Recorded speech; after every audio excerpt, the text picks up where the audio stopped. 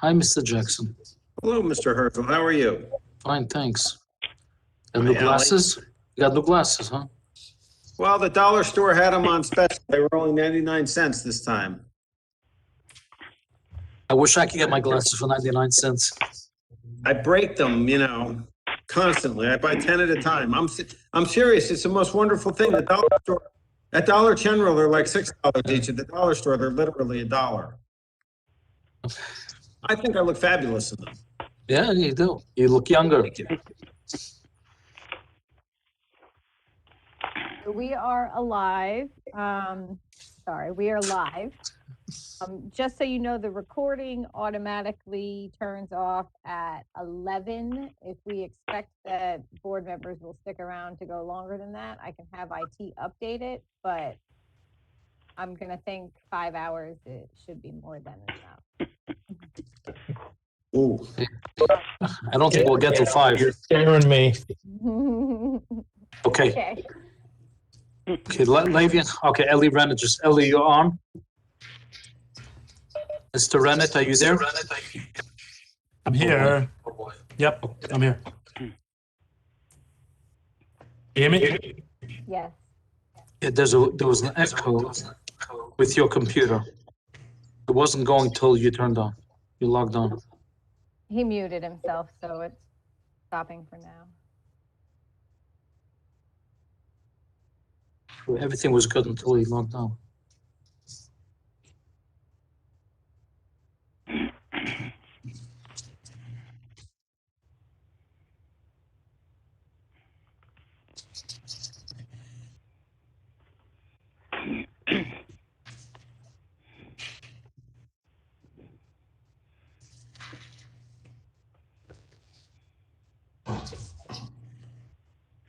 Ellie, you have help today, I see. Yes, she's asking for math homework help. I told her I might not be able to do that tonight because we might Help us up. Help us on the board. Okay, Ellie, are you ready? Go ahead, start. Okay, Mr. Rand is there. I'm going to start because we have 5 people. As soon as you can log in. Okay, I will call the meeting to order. Let's rise and salute the flag.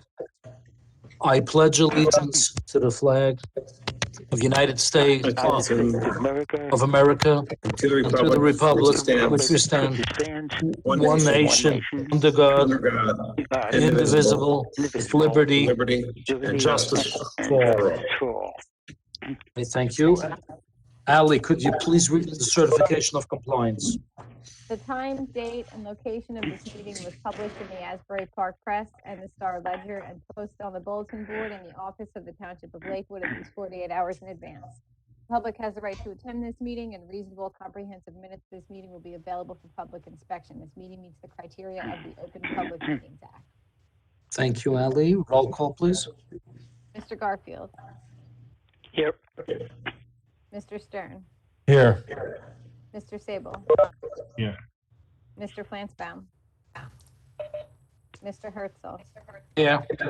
Mr. Renner. Here. I think I'm gonna log off and log back in because it. Okay. Mr. Isaacson. Here. Mr. Meyer. Mr. Raith. Mr. Fuentes. Mr. Ackerman. Okay. Swearing in of professionals. Mr. Vogt, do you swear affirm the testimony we give before this board will be the truth, the whole truth, and nothing but the truth? Yes. Will let the record reflect that Mr. Meyer is here as well. That's who I heard, right? I don't see the name. Did I hear Jake or am I hearing things? I heard he said yes. We just have so many people I can't. Yep, I see him. He's here. Okay, so Mr. Meyer is here. Ali, I think we're going to 11 o'clock. It's a busy night. The whole screen is lit up over here. I know. Okay, memorializations of resolutions. And I'm gonna share my screen so that you can more easily see who can vote and who can't on the. Thank you very much. Application. The first is SP 2411. It's a change of use site plan exemption. Mr. Sable, Mr. Renner cannot vote on this one. okay, I ask for motion number 1. So moved. Moved, second, all in favor? Aye. Aye. SD 2468, minor subdivision. Mr. Herzl, I believe you stepped down. You weren't there. Mr. Herzl, Mr. Renner cannot act on this one. Okay. So do we have a motion on it? I'll So move. moved, Justin. Justin moved. Okay, let the record reflect as Justin is here. Okay, do we have a second? I'll second. Second, all in favor?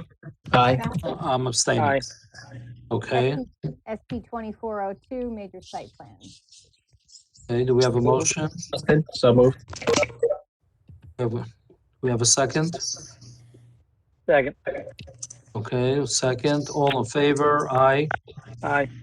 SP 2403, major site plan. Okay, do we have a motion? Move. Moved by Mr. Meyer, Second. Second by Justin. Second. Justin second, all in favor? Aye. Aye. SP 2120 was an extension. Mr. Renner was not here. Everyone else can vote. Okay, do we have a motion?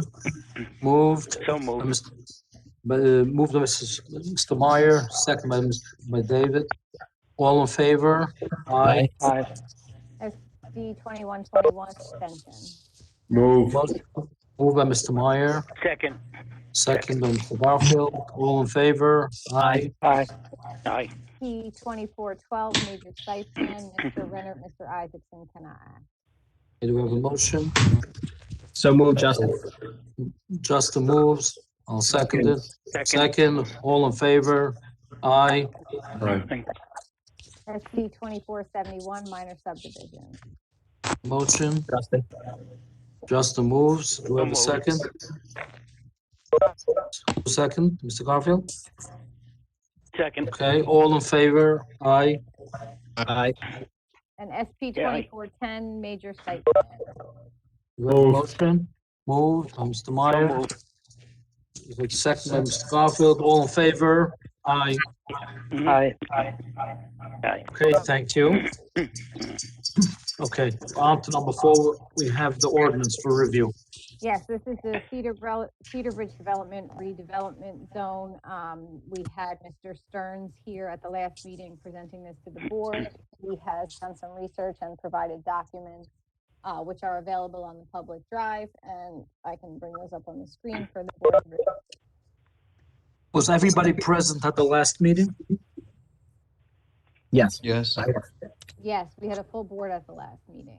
Okay, so everybody can vote. And did everybody get the package, all the changes? You sent out Yes. the plan amendment? There is no amendment. You what? Did you get it? There is no amendment. Yes. Yeah, they sent some stuff in the mail. And then we rescinded it. Mhm.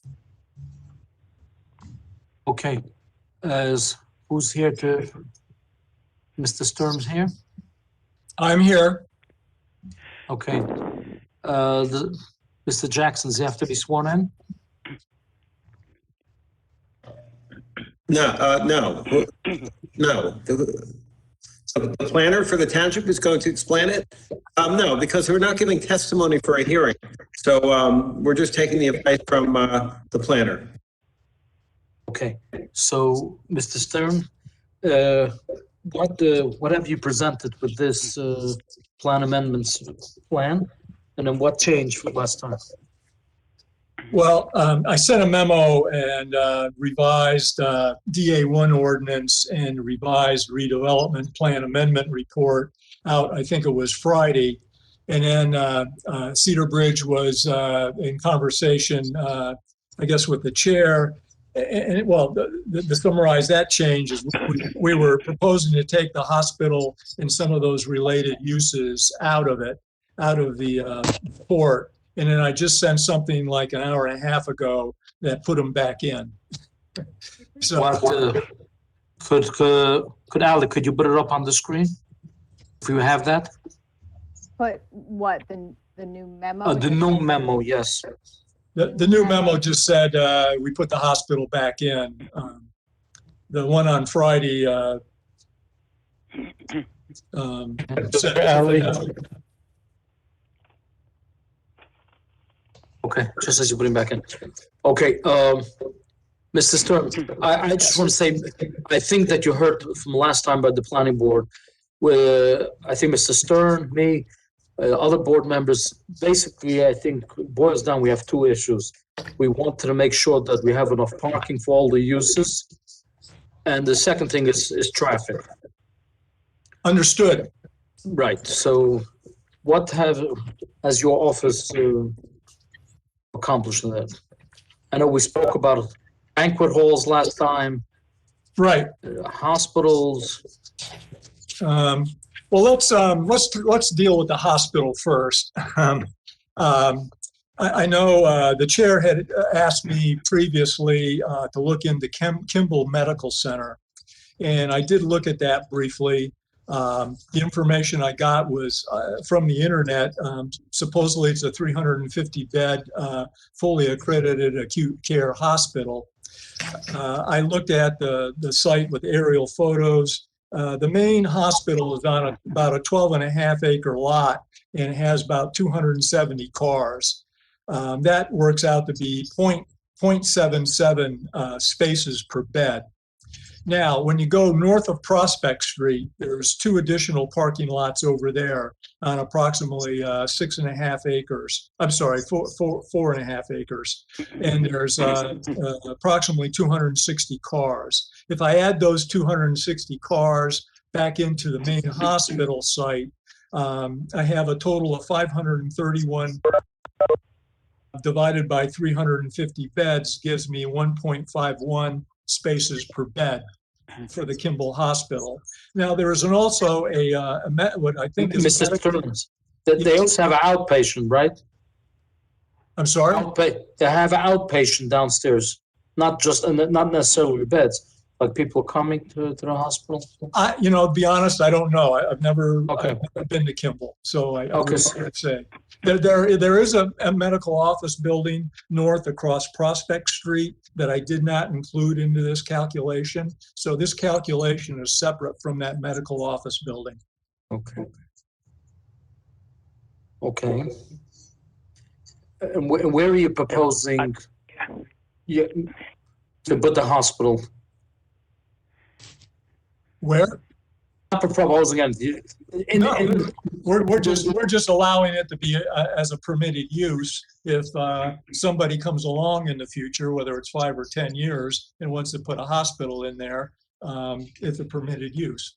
Okay, so now in this plan, how much parking are you giving?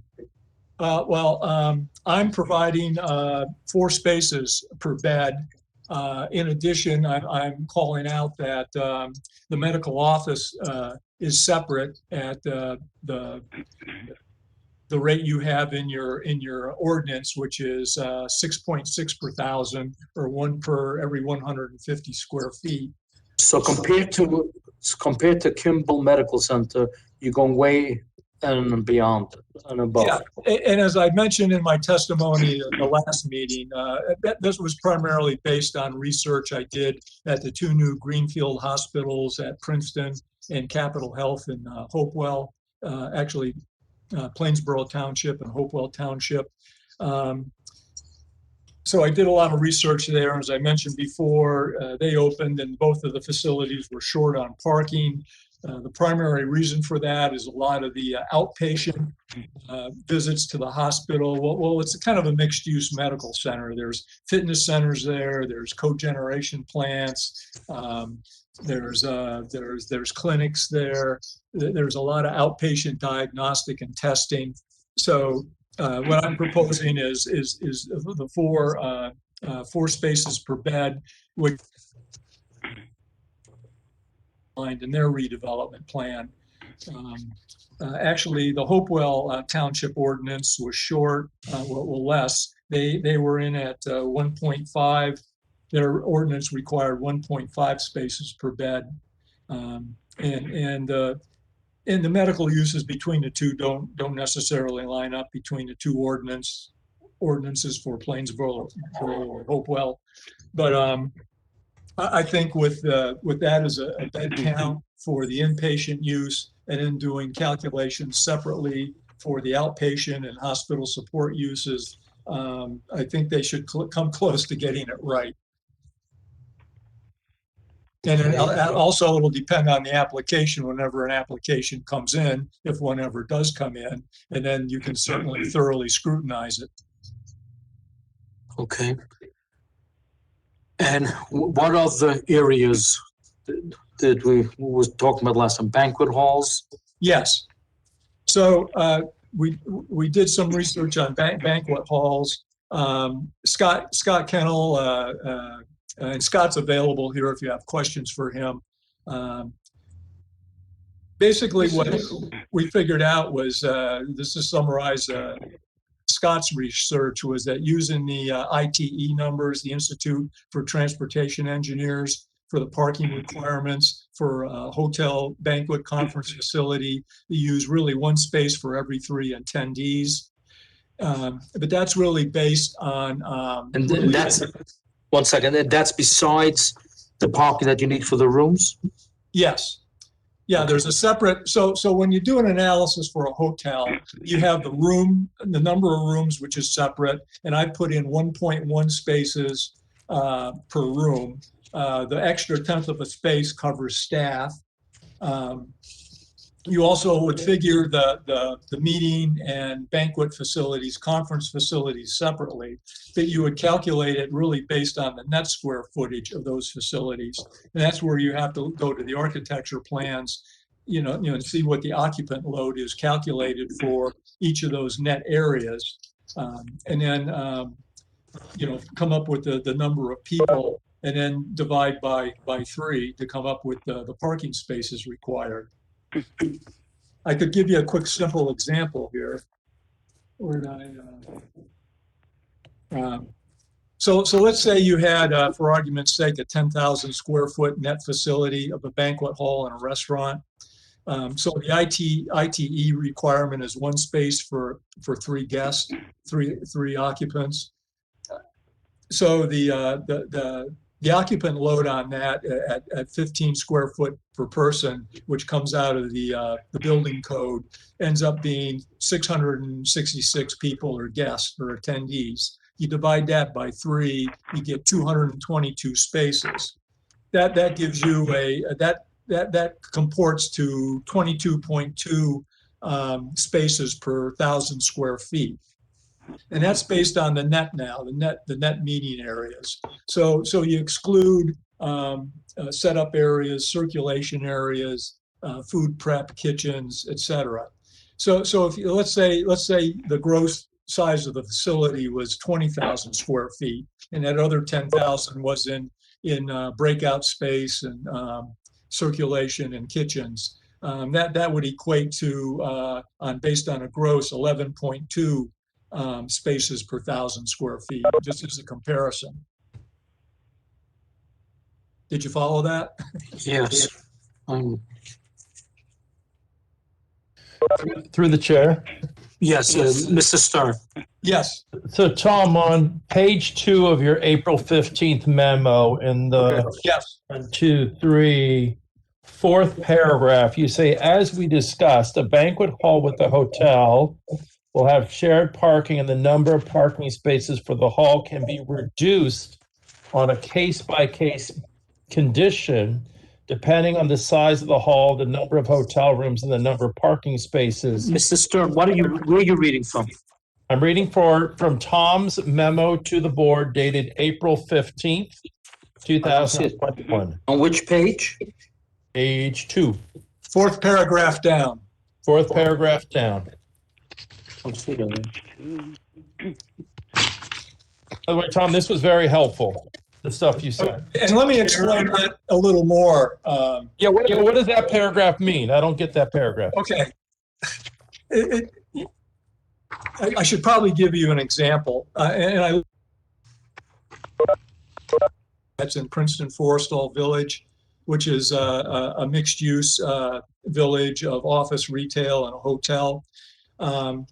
There they have shared parking. And just to give you some quick comp numbers, they're actually parking supply in the one parking lot that's right adjacent to the hotel is only like 430 spaces. If you do the arithmetic for the ITE requirements, for the hotel, for the beds, for the conference facilities and restaurants. They probably need 712 spaces per the ITE. The Plainsboro ordinance required like a little over 600, but they're all part of a large mixed-use development. Conveniently walking distance away. There's other multiple office parking lots around there. So there's a lot of other parking nearby there than what's, I'll say per se, right next to the hotel.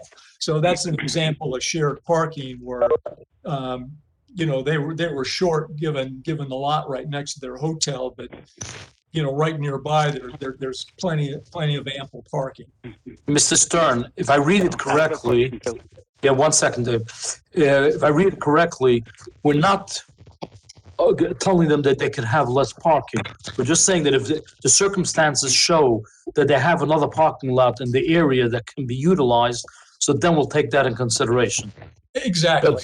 But there really isn't. I mean, you've got the office building behind the hotel and then to the north, and then you've got the retention basin and the church. So I get it for Princeton Forestal, but how is that relevant for this development, for this particular hotel on the corner of Pine and New Hampshire? Oh, well, I guess I'm not familiar with that site plan, to be honest. I know there's a hotel was proposed there. Well, that hotel would be a standalone. It really wouldn't have shared parking. Because Okay, that's why I got confused. No, you're right. So you're saying in hotel has general. got its own separate lot, I believe. Okay, now I understand. Mr. Chairman? Yes, David. Yeah, I got a question. If all these people are going to use shared parking with office buildings, who's picking up the liability? You think these people will want it? So, Mr. If you, buildings. my answer to you, if they don't have parking, then they don't get approval by the planning board. If they can come work out a deal, so they don't get the approval. The mixed-use development. And also, it said here, I don't know, one of these papers, Cedar Bridge has decided not to pursue medical facilities, but the township already has parking requirements for medical office. They put it back in. Is that the same piece of land? I don't think there's any piece of land that they're talking about. They're talking about the whole Cedar Bridge development. I don't think they're talking particularly about one piece of land. There's 113 acres left that could still be developed in Cedar Bridge. So if an applicant comes to us and says they want to do a home. This is big picture. That's a big This is if. all big picture. Excuse me, Chairman. Yes, Terry. Yeah, I've taken a look at what Tom's done, including what was submitted late this afternoon. I think he's done a reasonable job with the numbers. I just wanted to call the board's attention to his study. Ali, I don't know if you have this or not. I think it's page 21 of the study. Hold on. Where he goes to the very end of, he talks about the various parking numbers. Yes. And the whole question under shared parking, he has addressed on page 21 of the amended plan. Right. Where it says minimum parking ratios within the DA zone and redevelopment area. That is where if someone came in with a mixed use, they would be looking at the individual standards, or if they can make a case to the satisfaction of the board that a shared scenario works, then they could get relief. If they can't make that case, then the board doesn't grant relief. Okay, that's what I understood. Okay. Any other board members have any questions? Yeah, I have two questions. Mr. Raitzik. Yeah, thank you. The record reflect Mr. Raitzik is here. Thank you. Okay, I think he was here the whole time. Yes, Mr. Raitzik, yeah. thank you.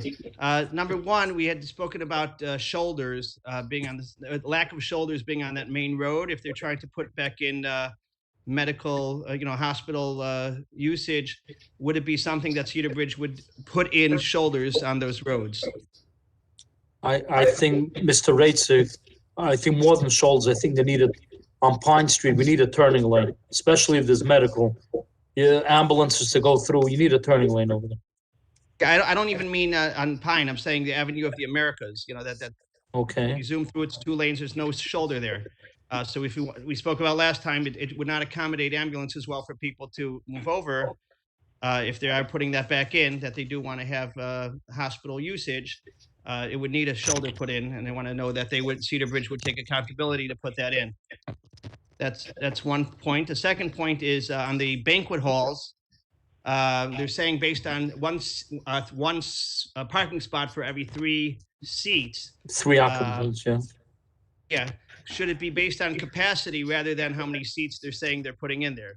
In other words, if the hall could fit in 500 people, there might end up being some events of that nature. Can they possibly put in more requirement for parking spots? I mean, I would maybe ask Scott Kennel to address that, but I think the whole purpose of the ITE, they've done multiple studies over multiple facilities across the United States, summarized the data. And that's what they've generally found based on parking counts of existing facilities. That's how those numbers and those standards were developed. But Scott could maybe elaborate a little more.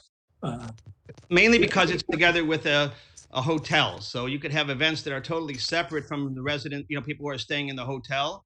So, I mean, I would think we need additional room, not based on just the beds and what the, 1 seat for every 3 people in a banquet hall. I think we need a lot more. Mr. Raitzik, you have 1 per bed plus 1 for every 3 occupants. I think that was the hospital. The banquet hall. No, banquet also. That was the banquet hall. That was the banquet hall. That was 1 per bed. So what about the hospital seat arrangement? Hospital is 4. It's 4 per bed. 4 spots per bed. And Kimball, he testified, was 1.51 per bed. So it's more than double of what Kimball has. Okay, so for the hotel, you would have 1 per bed in the hotel. 1.1. 1.1 per bed, and for the hotel. In addition to that, you would have how much based on capacity? And for the banquet hall, how much? 1 for every 3 people. Okay, so again, so if you have every 3 people, if you have 100 people, you need another 30, whatever, divided by 3. 30. Is occupancy of the banquet hall based on capacity or based on a random number? It's based on capacity. It's derived from the building codes for the occupancy load. There's a table in the IBC code that generates based on the seating arrangement, the square foot that you use. Which I think which is the maximum that the building code will allow you to put in that room. Meaning if they have, let's say, dividers or something like that, subdividing the room. And they're saying, well, the main usage is this primary room, but technically, if you take away dividers, it could end up doubling the size. Well, you base it on the net meeting room. So typical hotels are going to have, in a conference facility, it'll have a number of smaller rooms. They'll have 1 large banquet room that can usually sometimes have dividers. They can split it in 2 or whatever, but they're counting that whole area. All that net area of the meeting space. How about that point I brought up about putting in the shoulder on that main road, servicing that area? Because there's no real on-street parking available. You'd only have what you have in the parking lot. That's correct. Mr. Raitzik, that could be our recommendation that we agree with this whole plan, but basically they have to put shoulders on all the roads. Right. I mean, part of it is saying that they're trying to accommodate that. So I just wanted to hear that from Tom, from Mr. Stern. I can give you my view of the world. I think it might be better for Scott to comment on the widening. I mean, I'll tell you offhand. I mean, we've already put those curbs and everything in. I don't think Cedar Bridge is going to be widening, putting in shoulders in.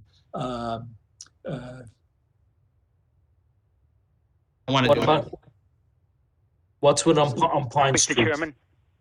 1 second, David. On Pine Street. Well, Pine Street, as I said in my memo, Cedar Bridge is partially paid for a lot of the improvements to New Hampshire, the intersection of New Hampshire and Pine Street. And it isn't really Cedar Bridge's responsibility to fix Pine Street. I mean, if you go back to your 2017 master plan, township master plan, Yeah, there's a number of recommendations in there that they've identified of improvements and further studies that need to be done on Pine Street. Potential widenings and related improvements.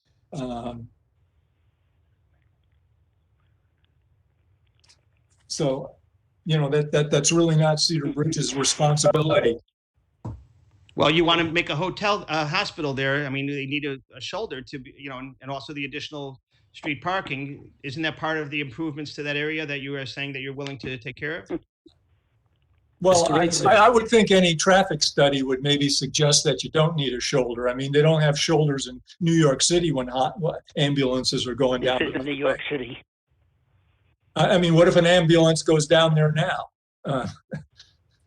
It's a problem. I'm not saying it's not, but what if an ambulance goes down Pine Street? That's something, and we have to, be prudent about it.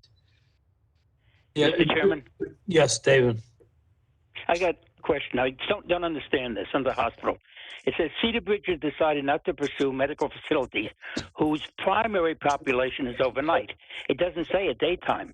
There's still, if they put a daytime use, there's going to still need parking spots. It just says overnight. They decided not to put an overnight in. They're putting overnight in also. They're not putting one in. They changed their mind, David. David, they want to put overnight also. They rescinded that, not to put. They want to put overnight, and they're giving more parking. Instead of 1.5 like Kimball has, they want to give 4 per.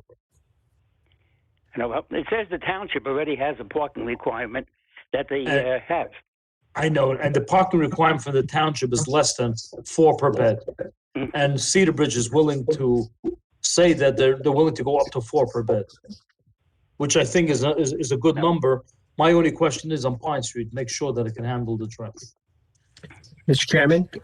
Yes, Justin.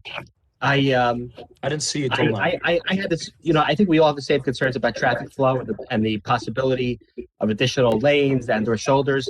I think at this time to dictate what we're going to need in the future, I think we're just shooting from the hip. I mean, we might decide instead of dictating now there's no application before us. When and if a hospital ever came before us, there would obviously be a very extensive traffic study of the entire area.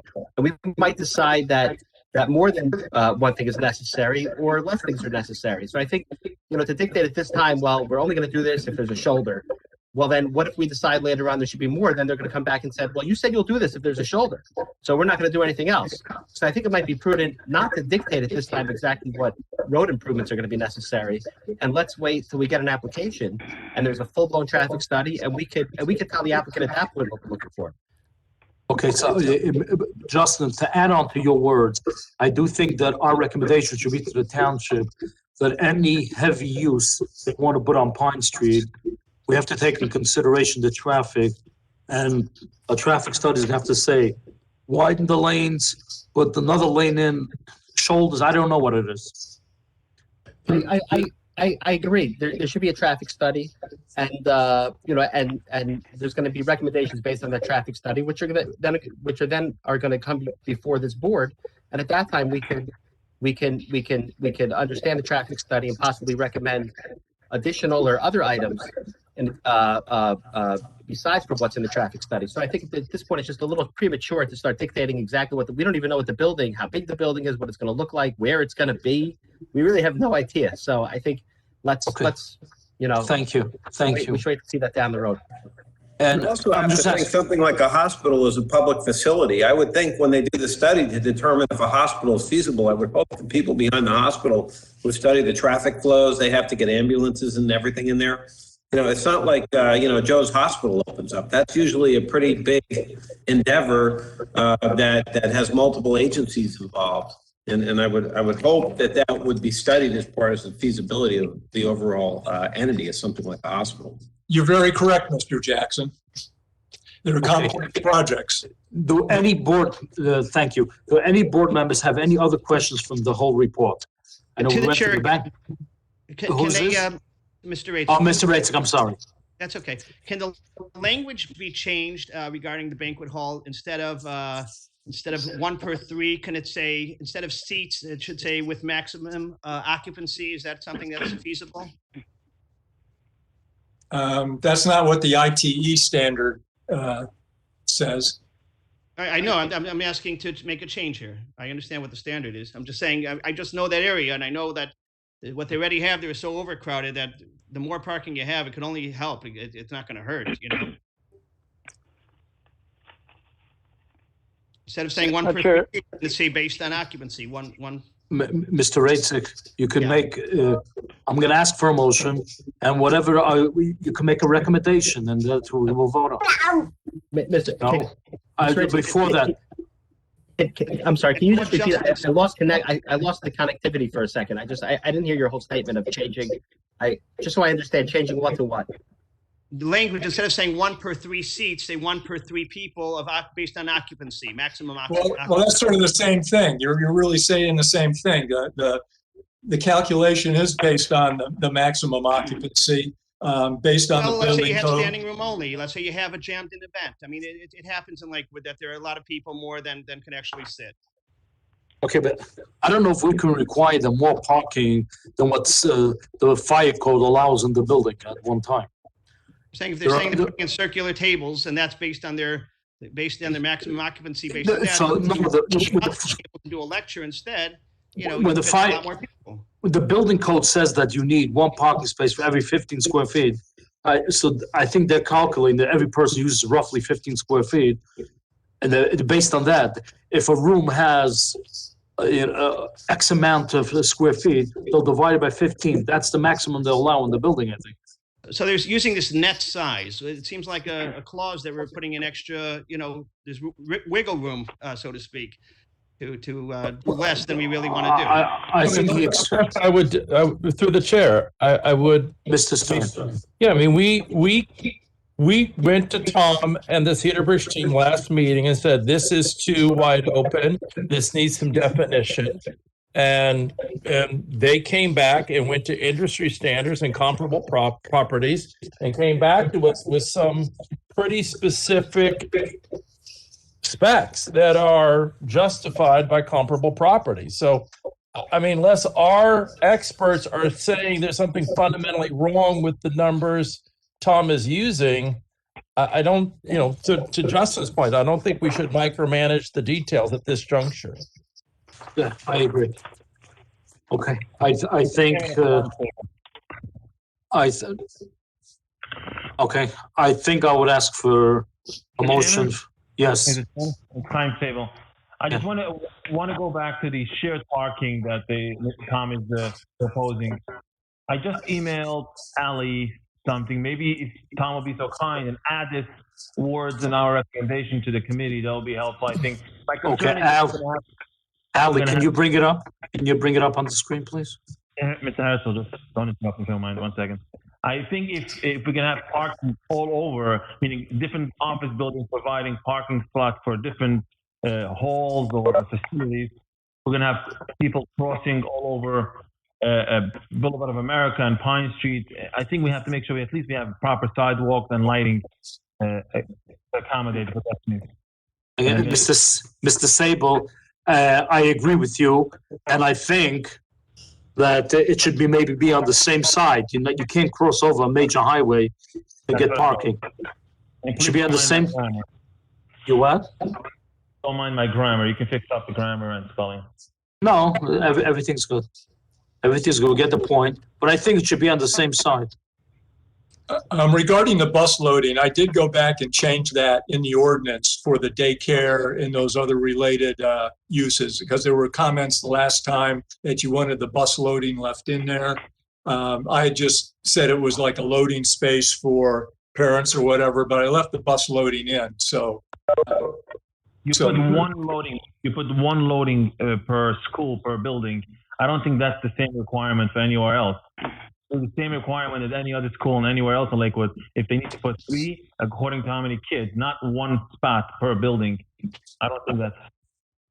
I thought I was quoting, well, I thought I quoted your ordinance on that, your existing ordinance. Did I? Okay, You wrote one spot for.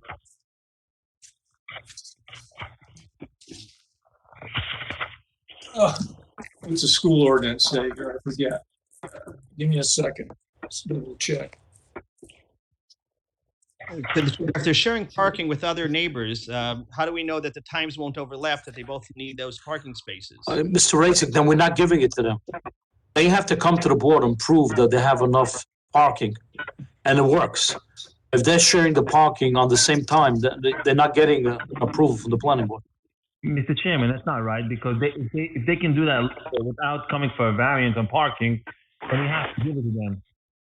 This is what we're proving now. This is what we're recommending, that this is not going to be a variance anymore. Use this. Yeah, but with time, it's, I hear what you're saying, Mrs. Justin, but they still need to come, even though shared parking is allowed by ordinance, the details have to be presented to the board, and if the board's not satisfied, then it's not granted. I mean, we've had these situations before, where people have come before us with shared parking, and we've made them go back and present us legal agreements that they have with the property owner, easement agreements. That's not in the ordinance anywhere. That's the things that the board has required. And we could absolutely do that. Okay. I agree with you, but the difference what's happening now, until now, it was they needed to provide certain parking spots, and they needed to come up with an idea, so they use a parking lot adjacent or across the street. Now this is becoming part of the ordinance. They don't even have to provide us with nothing. They can do it, and this is part of providing parking. Without a variance, even the board cannot even request them to do it, because this is now the law. No, I think, and John can correct me if I'm wrong. I think that we can add it to the ordinance subject to the satisfaction of the board. I don't see why not.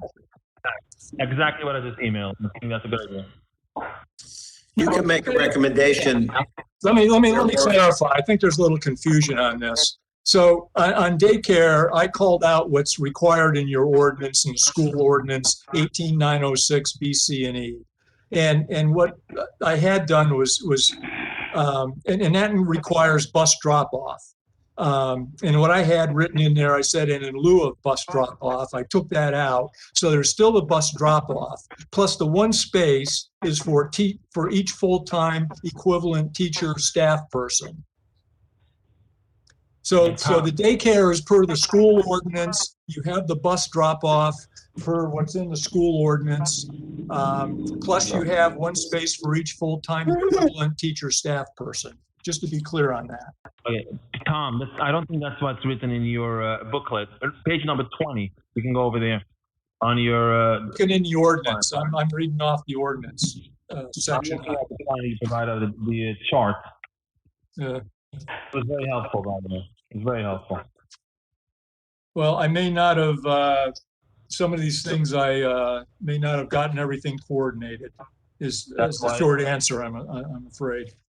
That's why we're helping you. What page? Page number 20. 20. Okay. Right. Off-street loading space has changed to one loading space per building. I don't know if that's for schools. Oh, That's correct. Warehouse. well, that was for office uses. That table, that was for the office uses. And that's pretty much what everyone's been doing in Cedar Bridge for the office buildings. They've been providing a lay-by space for each office building for loading. So where do you talk about, where on the charts can I find about the school buses?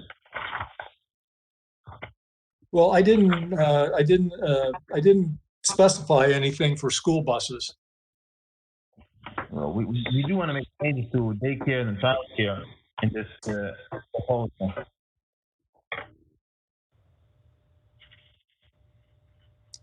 Well, I think if you look at the ordinance section that I wrote, if you look on page 4 of the ordinance, again, that's where I referenced the school section. And then in that school section, I think paragraph E requires for bus loading and unloading areas, but they don't specify a number in there in the ordinance.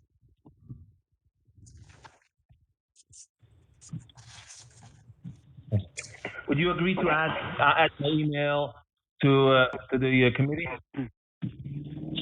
I'm sorry, could you say that again? It was, Mr. Sable, Agree? yeah. Tom, would you agree to submit this, I guess, approval or recommendation to the committee? The email that I sent to Ali, I don't know if you had the chance to read it or not. I put that back up, Alec. Okay, Mr. Fine, we can make this part of, you can make the motion, but it's part of your motion. That's the recommendation to the township. Maybe we can add 2-3 more items from other board members, and we can send it in, submit it, and get this over with.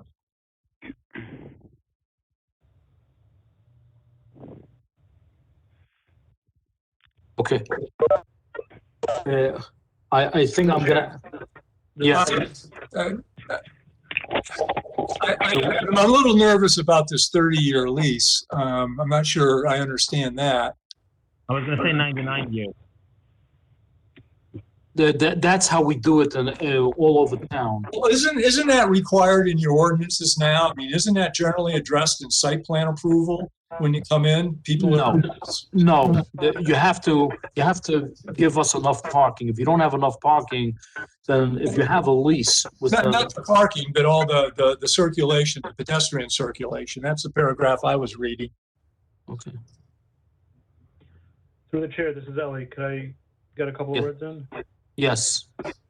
And I'm sorry, it seems like I'm in the minority over here. I just wanted to voice the way I feel about this plan. I don't feel that the plan addresses the concerns. I think it tries to, brush over the concerns, try to put, I mean, when we talk about the banquet and using national standards of one space for every 3 seats, I don't believe I ever was at a banquet wedding where 3 people came in a car. Never happened. I second that, Mr. Renner. 99% of the people come 1 person in a car. We are not the same type of community like other communities. We cannot be compared to national standards. And I think it's going to turn into a total disaster in the park. That's talking about the parking. Which again, I'm concerned about. I'm not overly concerned about because whoever builds there has to make sure that it's going to accommodate. What I do feel is extremely important, but again, it's not addressed. I mean, it's a Pine Street, and yes, it's not Cedar Bridge's requirement to improve Pine Street. That's 100%, and we do appreciate whatever they did put in already. The traffic light there is an improvement. A lot what they did, a lot of the improvements that they got, the grant money for it, and we say thank you for that. What we are doing over here is changing the use. So they need us. They don't need us, but they're coming to us to ask us to change the use and allow hospitals, allow nursing facilities, allow more, a lot more traffic to come into this area. And anyone that comes, I'm just repeating what I said at the last meeting, anyone that comes from the west side is going to use Pine Street to get there and Pine Street to leave. Currently, there's probably 2 hours during the day that Pine Street, you wait an hour, not an hour, I shouldn't exaggerate, I should say the truth. The truth is you wait a half hour to get from where Cedar Bridge, the Cedar Bridge Park starts now, by that traffic light that was graciously put in, to get to Route 9. And I'm not talking about going towards New Hampshire, which is also sometimes during certain hours a disaster. I'm talking about going west towards Route 9. I don't know how to make it work, to be honest with you. I want to make it work. Like I said last time, I don't care so much about the setbacks. I don't care how hard you build the buildings. Let's just make it work for the town. And no, it's not your responsibility to fix Pine Street, but it's our responsibility to say that if you want to put additional uses that are currently not permitted in the Cedar Bridge Park, we have a right to, we should have a right to say, no, we're not going to give you that use unless it's going to work for the town. Why should people sit for hours in traffic? because of this use, and this use is necessary. But let's fix the whole town. Not fix the whole town. Let's fix the roads that feed into Cedar Bridge. And and maybe I'm very emotional about it because I live right off. I live off Pine Street, off a side street there, so I live it every single day. But if I don't leave early in the morning, it takes me a half hour to get from Washington Street to Route 9. And I don't know why we're rushing this through. Why can't we, we got a plan a couple of weeks ago. We got an updated plan about an hour and a half ago. Why are we rushing this through? Why can't we figure out what kind of improvements? Maybe there's no on-street parking on Pine Street. I don't know if everybody's going to agree to that. But maybe no on-street parking on Pine Street. Maybe we could put 2 lanes in each direction with no on-street parking through the whole Pine Street. I just don't understand why we are pushing something through over here that's not going to work. Thank you. Yeah. Mr. Chairman? Yes. David here. Okay. Mr. Chairman? Yes, Mr. David. I'd like to just reiterate. The shared parking with other businesses, almost without their approval, I can't vote for something that's an if. If they all say no, where are you going to park? And they won't get approvals. Well, the idea is this is part of a mixed-use development. Like say with an office, hotel, retail. It's not that you're going to build a hotel and everyone's going to run next door and park in your. I mean, I guess that's possible, but the intention is if an application came in like that, it would be part of a mixed-use concept with hotel and office. Yeah, Dave, you would have to have cross easements between the owners. It's allowing, it's not mandating it. It's allowing a more efficient use of a given a given parking lot. And again, I would like to, if agreed, I'd like to see it on paper, and I'd like to see where the liability on this, if something happens, who has the liability of this? Well, you would have cross easements, Dave. You would have that specified. You can't just squat on somebody's property. And Mr. Stern, when the application comes in, you'll see it. We're not granting them anything right now. I think this is going a little bit sideways. That's a pretty common thing where when people have off-peak uses for their property that they can join forces more or less, and it's a more efficient way to use the property so that you don't have a lot next door that's empty, that the 2 businesses can make an application and say that our peak demands are at different times. Okay, thank you. And that would ultimately be subject to the board review, and the board would have to be satisfied that it actually does work. And it's not uncommon, like if you go where Lowe's is in Bricktown, and the furniture store there, et cetera. That's all. Those are all cross parking agreements. All those lots, everyone can park anywhere on there. So it can work, and it is a fairly common thing. It just makes it a more efficient use. It doesn't increase the demand. It just lets you use the existing spaces more efficiently. Okay, thank you. At this time, I would ask any board members who would like to make a motion, either way. I'll make a motion. This is Ellie Rennick. I'll make a motion to recommend to the Township Committee to not approve this plan as presented. Okay. I'll second that motion. Second. Do we have a second? Second. Dave seconds it. Roll call. Mr. Garfield,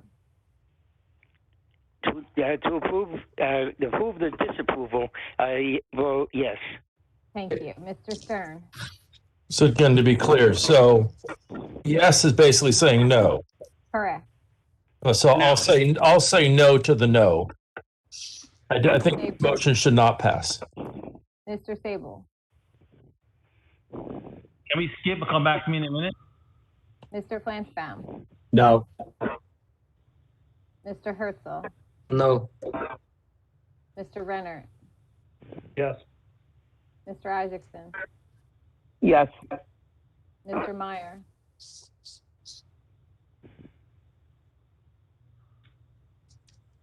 No. thank you. Mr. Racick. Yes. Okay, we have 1, 2, 3, 4 no's and 4 yeses. So Mr. Sable, guess what? Asked for. What do you get for going last? Sorry. When's the last time we I had would've 9 still said- people? So a no to this motion means that you're in favor of the amendments. If you say yes to this motion, you're not in favor. It's kind of like Well, backwards. Okay, yes. Oh, Now, Chaim, Mr. Sable, you can make any motion you want, I think. Mr. You can make Jackson, conditions. Yeah. what happens on a tie on this on a motion like this? Under Robert's Rules of Order, if it's a tie vote, it does not pass. But that sends a message to the governing body that the planning board was split. But if it's not a majority vote, if it needs a majority of a quorum in order to pass. So a tie vote is essentially it loses. Okay, so Mr. Sable, how you going? I'm abstaining. Nah, you can't abstain. Sorry. I believe that's Can't do that. coercion, Bruce. Take him off the board. all right, so the motion doesn't pass, which means we're open for other motions. That means the motion to deny it failed. Okay, So somebody could make a motion to approve it. I would imagine the votes would go the same way. Maybe somebody would change Let's their see. mind in the Well, meantime. could somebody make a motion with any conditions what you want to add to it? It's time to, I just I'll make a emailed motion. This is Ellie Renner. Yeah. I'll make another motion. Ellie. Okay, Ellie. I'll make a motion to advance this to the township committee with the following conditions. but where it says 1 space for every 3 seats for banquet halls or conference centers. I say it should be 1 space for 1 seat. And What was that? What was that? 1 space 4? For every 1 seat. space for every seat. And for the regarding the Pine Street traffic, I say nothing should be implemented on this plan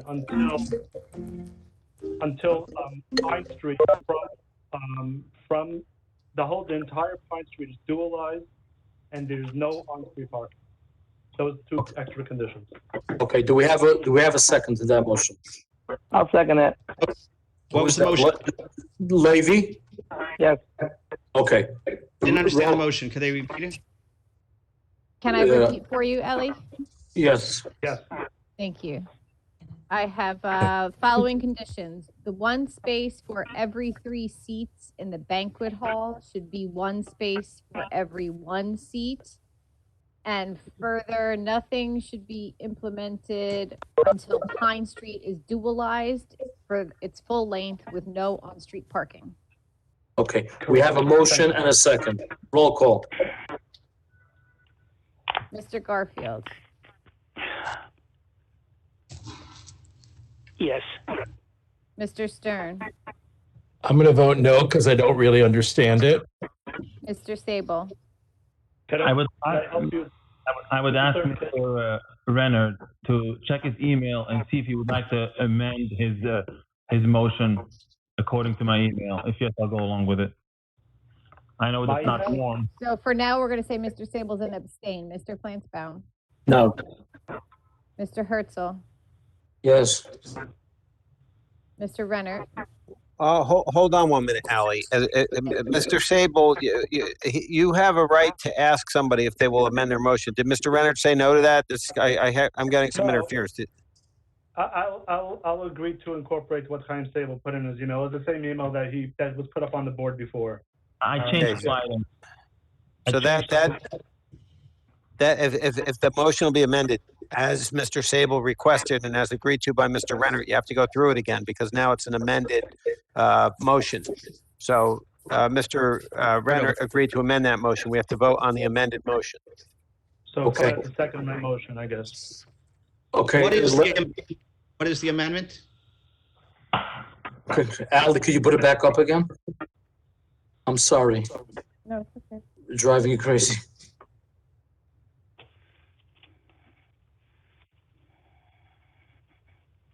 And please don't mind the spelling and grammar. It's just doing it very quick. Okay, no But problem. again, I'm just going to repeat what my motion is. My motion is that no ordinances should be put into effect from this plan amendment, the plan amendment that we're doing here, until the entire Pine Street is dualized both ways and there's no on-street parking, and that it's changed. The banquet halls are changed. One parking space for every 3 seats. One parking space for every 3 seats. And then Chaim Sable wants to add into the motion, which I agree to, language stating that if there's any shared parking space that it can be utilized, the applicant should provide a 30-year lease, proper sidewalk connection, and it should not cross over any main street. It should have proper lighting. And it should be brought in front of the board for board satisfaction. Any school, daycare, childcare shall provide proper bus loading according to what is required in any other area in Lakewood. And you add a shoulder to that? Oh, you have dual. In all honesty, the shoulder part, I don't necessarily agree with. Not on Pine, on Avenue of the Americas. I understand. I don't necessarily agree with that if it's required on Avenue of the Americas. So, You're including the hospital. You're including the hospital in this ordinance. Understood. I think with 2 lanes, there's sufficient room for cars to pull over if an ambulance comes through. Okay, So I think we spent enough time. Okay, we have the motion on the table. Levy, do you agree with everything? Do you second everything? I second it, yes. Everything that was said. Okay, roll call again, please. Garfield, Yes. Mr. Stern, No. Mr. Sable, Yes. Mr. Flansbaum, No, and this is the last time I'm voting. Mr. Herzl, Yes. Mr. Renner, yes. Mr. Isaacson, Yes. Mr. Meyer, No. Mr. Racick. No. We have 4 noes, 1, 2, 3, and 5 yeses, so the motion passes.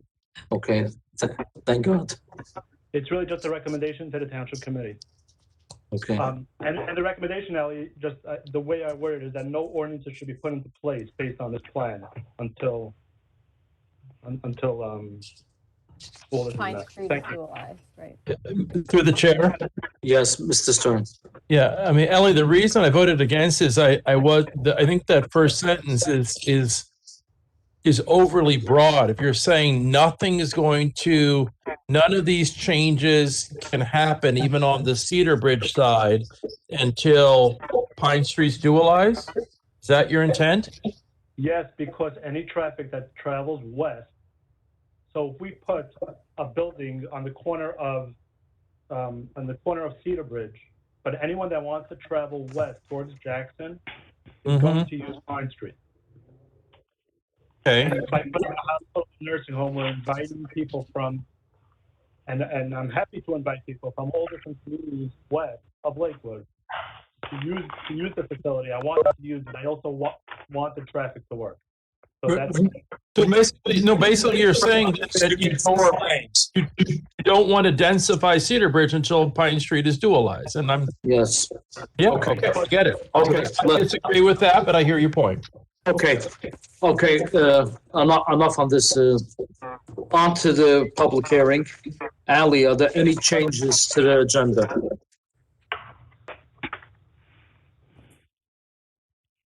Mr. Stern, thank you. No, I don't have any changes. Thank you. Thank Okay, so let's go on to number 1. We have a big agenda tonight. We'll get mute you. Mr. Chairman, this is Justin. I need to sit out the first public hearing item. Which one? Just the first one? Yeah, just number 1. Okay. So let the record reflect Mr. Flansbaum stepping down. He's recusing himself for the first one. This is SP 2408 from Actavis Partnership. It's a major site plan for an office building on Airport Road. Okay, Terry, if you don't fall asleep yet, can you please go through the report? I'm still up so far, Chairman. I can't guarantee how long. And Ali wants us to go to 11 o'clock. I don't know. Yeah. Ali should come to a zoning board with me and see what that's like. Not to mention driving home. Anyway, I'm reading from my March 25th review, Chairman. Beginning on, One second, Terry. Okay, Ali, thank you for sharing it. all right, Okay. thank you. Beginning on page 3 under submission waivers, they've requested waivers for topo, contours, and man-made features, as well as utilities. We can support the waivers as noted in the review. Okay, do we have a motion to go along with engineer's recommendations to grant the waivers? I'll go along. Well, yes, Ellie makes the motion to go along. Ali moved. We have a second. Second. Second by Mr. Meyer. All in favor to grant the waivers? Aye. Aye. Aye. Okay. Thank you, Chairman. Yeah. Continuing on under zoning, you have a number of variances identified. The first 2 variances identified on comments 2 and 3 under zoning relate to the existing property. You have an existing non-conforming lot area of 1.676 acres versus the 3-acre minimum, as well as the lot width being 185 feet compared to 300-foot minimum. Why you want it? Continuing on to page 4, a minimum front yard setback variance is required, as identified in the review, 44.66 versus 50. A height variance is required, 69 feet versus 65, which is less than 10%. So the planning board can retain jurisdiction of that request. Comment 6, we'll hear testimony on. Our interpretation is that based on the revised concept, the applicant still requires parking relief. We'll hear testimony shortly. Comment number 7, we'll need testimony as to the signage. It appears that corrections are necessary, or a variance may be required. That's everything under zoning. Under design waivers, the applicant is seeking a waiver from sidewalk along Airport Road, as well as the buffer requirements of 18.03E, as well as street trees and shade tree and utility easements, and a partial design waiver may be required for sections of curbing in the parking lot.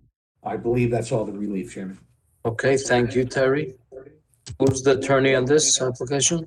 Good evening, Mr. Chairman, Adam Pfefferich on behalf of the applicant. As Terry indicated, we are seeking approval for a office building. It's a 4-story building. I will clarify, the first story, though, is parking and elevator shaft, and then the balance, the next 3 floors are actual office floors. As Terry indicated, the site is a very unique site. It's a pre-existing lot. There's only 1.67 acres, where 3 acres is required.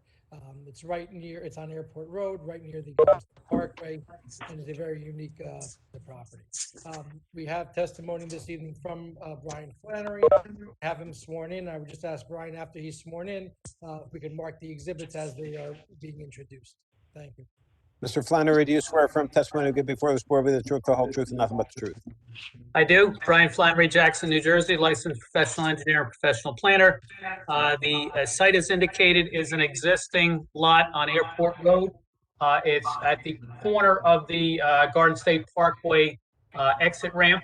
And as indicated in the report, it's an undersized lot for the M1 zone, which requires 3 acres. And also the width is deficient from the ordinance. Going through Terry's report, right, it's in the property's in the airport business commercial zone, 1.67 acres, where 3 acres is required. It's an existing condition. There's developed properties adjacent to us. There's no way to remediate that. Minimum lot width, 185 feet, where 300 feet is required. Again, an existing lot, there's no way we could do anything with respect to that. Front yard setback, we're asking for 44.66 feet, where 100 feet is required, with approval from the Industrial Commission. that generally can be reduced to 50 feet, so we'd be looking at 44.66 where 50 feet is required. Due to the size of the building and what we're trying to accomplish here, it's my opinion that that's a variance that would be justified, and I'll provide the justification for that. It's a beautiful building. If you look at the rendering that's provided, it's a building that has parking on the first floor, 3 stories of offices, and then a penthouse suite above that. Item number 5 in the report is with respect to the building height, 69 feet where 65 feet is required. And the 69 feet is just for the penthouse. When you look at the rendering that's provided, that's something that no one's going to notice as they're coming off the parkway. What they're going to see is a building that's a good rateable. And again, something that I will provide the justification further in my testimony with respect to the reasoning for those variances. Item 6, with respect to off-street parking relief, we understand that parking variances aren't something that the board is in favor of granting. My testimony is that a parking variance is not required for this building. The building itself, the office stories, the 3 stories of office, and then the penthouse are 20,476 square feet. We're using the new ordinance standard of 1 per 250 square feet, which comes to a total of 82, and 85 parking spaces, 84 parking spaces have been provided. The RVE report is suggesting that the lower level, the parking area where it's enclosed for the stairs and the elevators, be included in that area, which is how they come up with 85 parking spaces would be required. That area is 25 foot 8 inches by 5 foot for a total of 641 additional square feet on that level. If you included that on that level, it would be 21,117 square feet divided by 250. It's 84 at a small fraction. So my testimony is we comply even if you include that. But my testimony is that that should not be included because that's not part of the gross floor area of this office building. Item 7 says relief may be required for proposed signage. My testimony is that we will not request signage relief to the extent that any signage doesn't comply with the ordinance that will be changed. When it gets to design waivers, the RVE report points out design waiver from proposing sidewalk along Airport Road. The applicant's position is any sidewalk that the board feels is required, we would provide sidewalk. Brian, is there any other sidewalks on Airport Road? No. But if the board wants sidewalk, I think sidewalk is not a reason not to move forward with such a. I think by the last application, we did require sidewalks, no? On Airport Road? And again, whatever the board decides the applicant will go along with. The second item on design waivers is buffering requirements. And if you look at the site and where it is, and I mean, a little history on this, this is the area where the forest fire occurred. So if we had done this approval a year sooner and it was built, maybe we would have helped in not having that forest fire. So as I've indicated in the past, forests are something that aren't appropriate in Lakewood. This building is something that will be very appropriate and will be a very good rateable. Item 3 is with respect. Item 3 is with respect to design waivers for street trees. We will provide street trees to the extent they fit in this. I think we comply with the intent of the ordinance by the landscaping that's proposed. And item 4 is a partial design waiver may be required for proposing curb throughout the parking lot. There are areas in the parking lot where we're proposing to not have curbing. It's something to make the drainage work. It's something that, in my opinion, complies with the intent of the ordinance and is something that's appropriate for what's being proposed. So with respect to the justification for granting what I would think are very, very minor relief with respect to an application of this magnitude, and when you look at it in totality, It's certainly a good application, a good use of the property and good rateable for the township. If you look at the 2017 master plan, the vision statement on page 7 says encourage growth and development in appropriate locations and consistent with established land uses. This is in the area of the airport. We have office buildings around us, and this certainly is an appropriate use. The municipal land use law, NJSA 40:55B2, under the purpose of the act, is to encourage municipal action to guide the appropriate use or development of all lands in a state in a manner which will promote public health, safety, morals, and general welfare. It's my testimony that this does this. G is to provide sufficient space in appropriate locations for a variety of agricultural, residential, recreational, commercial, and industrial uses. And this provides a commercial use in an area that's zoned that way by the township. The variances that we're requesting for the existing lot nonconformities and for the 69 feet rather than 65 feet for the penthouse portion of the building are C2 variances. We need to show it relates to a specific piece of property. This property being on the corner of a Garden State Parkway exit and Airport Road is certainly a specific piece of property. The purpose of the municipal land use law I indicated. The variance can be granted without substantial detriment to the public good. And my testimony is there would be no detriment to the public good. The variance will not impair the intent and purpose of the zone plan and zoning ordinance. And since it's virtually in conformance, it's my testimony that that's correct. And then the benefits have to substantially outweigh the detriments. And my testimony is that the benefits of the beautiful development of this site with virtually no detriments, it certainly qualifies under that situation. Looking through the remainder of the report,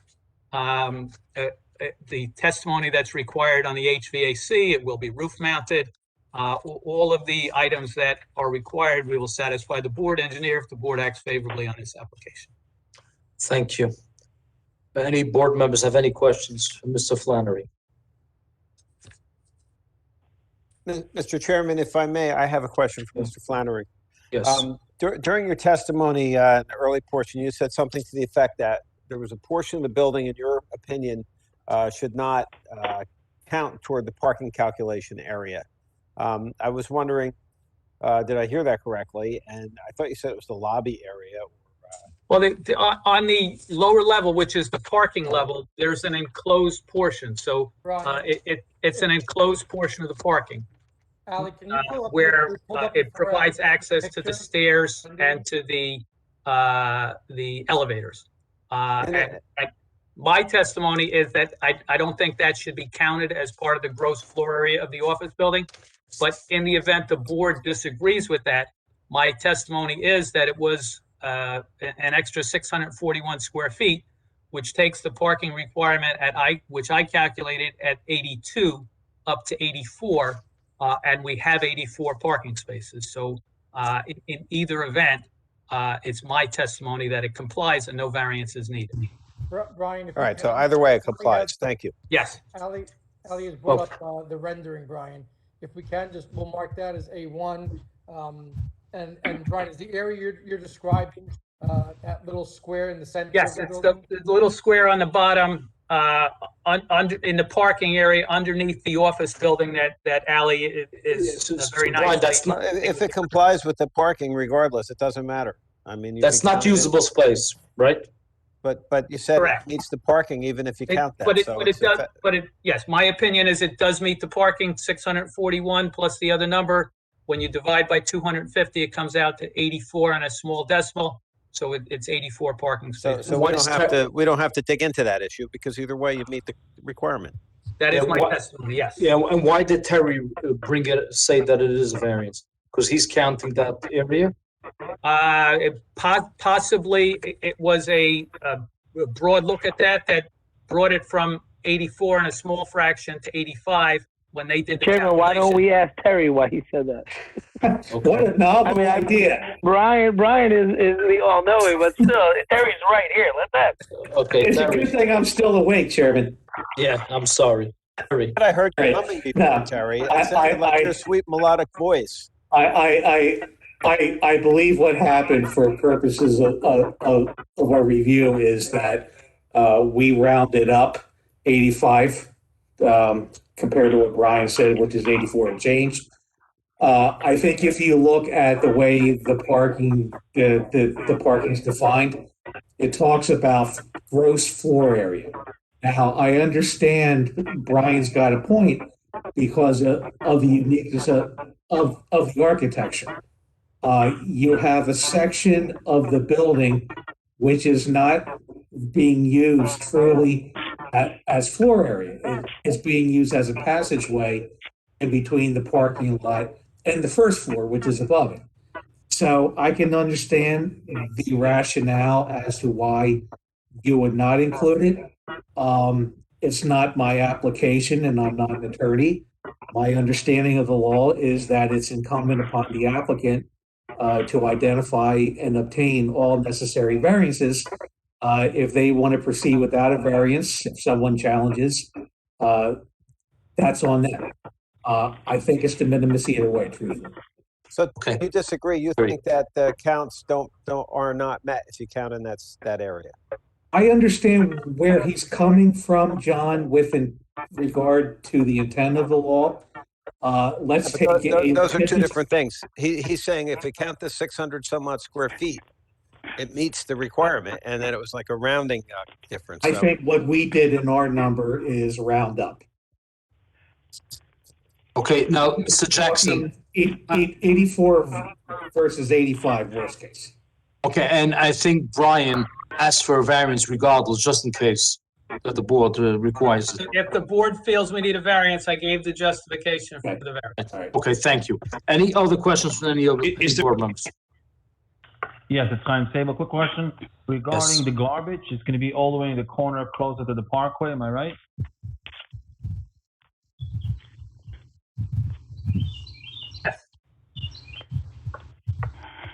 Are we going to have that fenced in? Is that going to be fenced in, or it's not going to have a fence? I can't see. There will be a fenced enclosure around the trash area. Okay, Mr. Sable, now that you're speaking, what's your opinion on Airport Road with sidewalks? I don't know. Building next door does not have. It's a newer building. It does not have. Chaim, didn't we, the other building on we had last application, didn't we require sidewalks? I mean, hope we did. I don't know. Can we maybe ask him for a pavement meandering? He's kind enough to put anything. I don't think we're gonna have a lot of pedestrian traffic there. The applicant will agree to put whatever the board wants. Okay, thank you. Okay. One last question: is it going to be a fence around the entire property, or it's not going to be fenced? In particular, between the basin, the water basin, and the driveway. The basin currently does not have a gate based on Google Maps. My review of the plans is no fencing is proposed, and my opinion is that no fencing is required. It's in a residential area. I look at it a little differently. In an office complex, the water and stuff is not a issue. So my opinion is it's not needed. If the board wants fence, we'll do fence. This is a beautiful application, and we're not going to fight the board on issues that are subjective in that some people like fence, some people don't. If the board thinks fence is appropriate, sidewalk is appropriate, the applicant will accommodate that. Brian, I think Ali's showing you there is a fence there. I'm seeing now. With the arrow. Yep. Proposed retaining wall with fence? Yes. As always, Ali is correct. Okay. And can we do a no parking signs on Airport Road? We would certainly be agreeable to asking the township committee to put them in. We can only, if the township committee, that they have the jurisdiction there, the applicant would happily write a letter saying, we received approval from the board. One of the conditions was to request no parking signs on Airport Road, and we would make that request. Thank you very much. Nice. Does the Industrial Commission have any say over that? I don't think the Industrial Commission would have any say over that, but the Township Committee would certainly ask the Industrial Commission's recommendation. Okay, Any other board members have any questions for Mr. Flannery? Mr. Raitzik? Yeah, Mr. Flannery, this is Ellie. Sorry? Go on. Mr. Raitzik? And what is the capacity of the building for people wise? How many people could fit in the building? I don't think the architectural plans indicate a capacity limit. I assume based on that, you're looking at if the parking would be sufficient. Correct. I would assume the board is aware that in the M1 zone, it used to be a requirement of one parking space per 400 square feet. In most of the town, it was a requirement of one per 300 square feet, and that's what's been built in most places. The ordinance was changed to require one per 250 square feet, and that's the requirement that we're going with, and that is consistent with appropriate standards for a general office type of development. Can you fit any more spots on that lot? Is it possible? No. You got to pick the building up even higher. Yeah. Well, what I mean is that center, let's say that center area, can that be made smaller or does it have to be that size? An elevator I think the design and layout is very well balanced, and I think doing anything else would be counterproductive. Yeah, and Brian, I think like you testified before, you're going with the standards that we're doing all over Lakewood for any office building. The new standard, as opposed to the old standard that I think people are familiar with, that the old standard sometimes worked and sometimes didn't. So we increased the standard by 20%. If this application had been made last year, 20% less parking would be required, and what you would have would be 20% more building area. Okay, thank you. Any other board members have any question? Yeah, through the chair, this is Ellie. I'm not going to ask you to repeat this after me, Brian, but do you know what schach is? What? That's the covering that goes on the sukkah, the hut, during sukkah. And what's the top of this building made out of? You see the rendering? It's a big sukkah, Ellie. It's a big sukkah. It looks like it needs a shave. It's a big sukkah. Okay, one second. Yeah, you have to be sworn in if you testify. Okay, thank you. Any of the board members have any questions? See none, we'll open it to the public. Mr. Chairman, it's Adam Pfeffer. I just have two questions for Brian. Just want to clarify. Okay. Brian, Terry's review letter number 12, he said a shade tree and utility easement is proposed only along airport road frontage. Unless a waiver is granted, a proposed easement shall be added along the Garden State Parkway interchange 89 ramp frontage. We are asking for that, correct? We're asking for that waiver, but we can provide that easement along that frontage. I think it's a unneeded easement, but we can certainly add an easement along there if the board feels that's necessary. Brian, how common are these elevated buildings? I haven't seen too many of them. Where you have parking under the building, are there a lot of them in town? No. Yes, they built one similar to this right on Airport Road. Right next door to this, there's it's 36 Airport Road. There's an old one in Lakewood, on 4th in the Forest. Mr. Chairman, one other comment, just to address Mr. Sable's request regarding the no parking. I believe this section of Airport Road might be county. We have no problem sending the letter. I just want to be clear.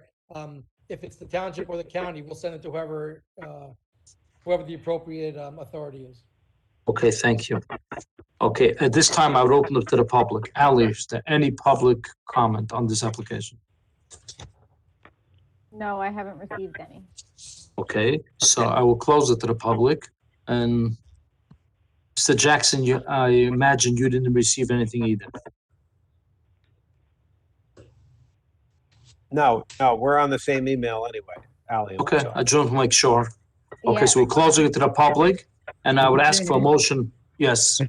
Before we go sidewalk, are we going to have to do a cement or meandering or nothing? What does the board want? Me personally, I'm in favor for meandering. I think that's what we did in other places in the industrial park. But I would leave it up to the board, and we'll vote accordingly. Should we ask the board quickly? We can ask the board. Mr. Stern? Yes. No, we didn't make a motion yet. Do you want sidewalks and? I was asking, yes, what was your question? Oh, the question is, if we want sidewalks on Airport Road, should it be regular concrete or it should be meandering path from asphalt? I think if we're going to do it, it's a corporate function. It should not be meandering. It should look professional. Okay. Who else is here? Mr. Stern, you didn't say yet. Mr. Garfield? Concrete. Concrete. Mr. Isaacson? Concrete. Okay. Mr. Meyer? Concrete. Mr. Rennet? I'll go along with majority. Okay, so I think we heard the majority. So now I would ask for a motion on this application. Chaim Sable, I'll make a motion to approve the application with the cement sidewalk and request for no parking on both sides of Airport Road if possible. Okay, thank you. Do we have a second? I'll second. Second. Mr. Mai, second. Roll call. Mr. Garfield, Yes. Mr. Stern, Yes. Mr. Sable, Yes. Mr. Flansbaum steps down, Mr. Herzl, Yes. Mr. Renner, Mr. Isaacson, Yes. Mr. Meyer. I didn't hear that, I'm sorry, Mr. Meyer. Yes. Mr. Racick, Yes. thank you. Okay, thank you. Good luck. On to number 2. Bear with me as I try to No, open take- things up. Mr. Chairman, can we take a 10-minute break? Okay. 10 minute or 5 minute? 10 minutes. What? 10-minute break, please, if I may request. I have to go by 8, so if it's gonna, Oh, so then I'll tell you what, Mr. Chairman, I'll just step away for 10 minutes. I think you have a quorum without me. Okay. Do we have a quorum? I have to leave now. You have to, hold on. Mr. Flansbaum is not back either. I'm back. No. Mr. President. I'm back. You are back. Mr. Meyer's leaving for the night. Okay, and Mr. Good night. I have to leave by 8. I have to go by 8. Okay. Hey, We Ally, still for this have case, why don't you take a quick roll call before we start this next case? Mr. Garfield, Yes. Mr. Stern, Here. Mr. Sable, Here. Mr. Flansbaum, Here. Mr. Herzl, Here. Mr. Renner. And Mr. Isaacson has stepped away for a minute. Mr. Racick is still here, correct? Do I count 7 members? We have a quorum. Okay, so let's continue. This next application is SD 2459 for Haim Aronoff. It's a major subdivision to create 6 lots from 1 on Oak Street. Okay. Terry, would you like to go through the report, please? Thank you, Chairman. I'm reading from our April 7th review. Ally just put it on the screen. Beginning on page 3 under submission waivers, we have topo contours, man-made features within 200 feet, EIS and soil erosion plan. We can support the waivers for hearing purposes as indicated in the letter. Okay, do we have a motion to go along the engineer's recommendation? I'll move it, Ellie. Ellie moves. Second by Justin. Justin second. All in favor? Aye. Okay. All right. Continuing on under zoning, Chairman. As indicated, no bulk variances are being requested. However, per our review of the architectural plans, variance relief may be necessary for parking spaces. We'll hear testimony shortly. I believe that's all of the potential relief. You're making it so simple. Just for something different. Yeah, it's too easy. Okay, who's Is the, there any reason for us to hear this application together with the next one, or is it really two separate applications? Yeah, actually, Miriam Weinstein on behalf of the applicant, Chaim Aronoff. I was actually going to suggest that because the two applications, SD 2459 and SD 2460, are for the same applicant, and they're virtually identical. They're just on opposite sides of Hamilton Avenue. We'd need two separate motions, but I'd suggest in the interest of time, if we could do them together, I'm fine with it. One second, Terry. Is your review letter on 2460 the same? Are there any different variances? Well, I think you should probably review it for the record. I think that they're two different applications, so they're Correct. from each other. These are not like a subdivision and a site plan. They appear to be very similar comments, but they're two standalone projects. Yeah, they're standalone. I mean, okay, so let's go one at a time. Let's do them separately. Let's start with this Okay, one. so Mrs. Weinstein, please go ahead. Thank you so much. Okay, thank you so much. Miriam Weinstein, again, on behalf of the applicant, Chaim Aronoff. We're here this evening seeking preliminary and final major subdivision to subdivide the subject property, which fronts on Hamilton Avenue between Oak Street and Audubon Avenue, into 6 new lots upon which 3 duplex structures will be constructed, consisting of 6 units on 0 lot line lots. This property is located in the Oak and Vine section zone where duplexes are permitted. It is actually pretty simple, as the chairman noted. I do want to make it clear the only variance we are seeking is for rear yard setback. In the R10A zone, a 20-foot rear yard setback is required. An applicant is requesting a variance for rear yard setbacks of 16 feet on some of the proposed lots due to the landings of the raised patios protruding into the rear yard setback by 4 feet. With that, let me call upon Joe Kashuba, and if I could ask to have Joe sworn. Good evening. Okay, Mr. Jackson? Mr. Jackson, are you here?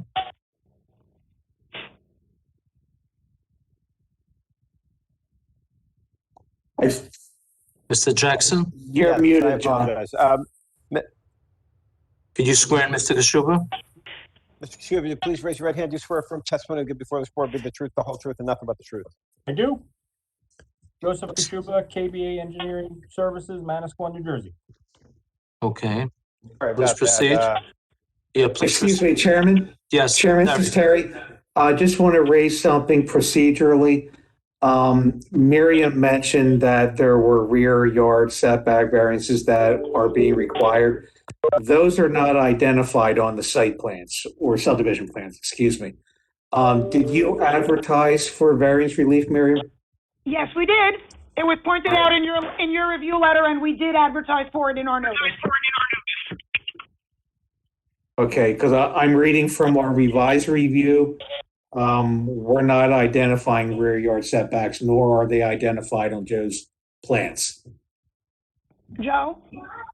So they were not identified on our plans. In your review letter, it was brought up in a comment, not necessarily in the zoning section, to clarify whether relief was required. In an abundance of caution, we did notice for it, and I'm prepared to testify to it.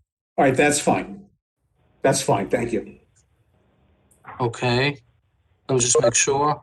You're at setbacks. Okay, thank you, Ellie. You're very quick. Okay, Mr. Kashuba, please proceed. Certainly.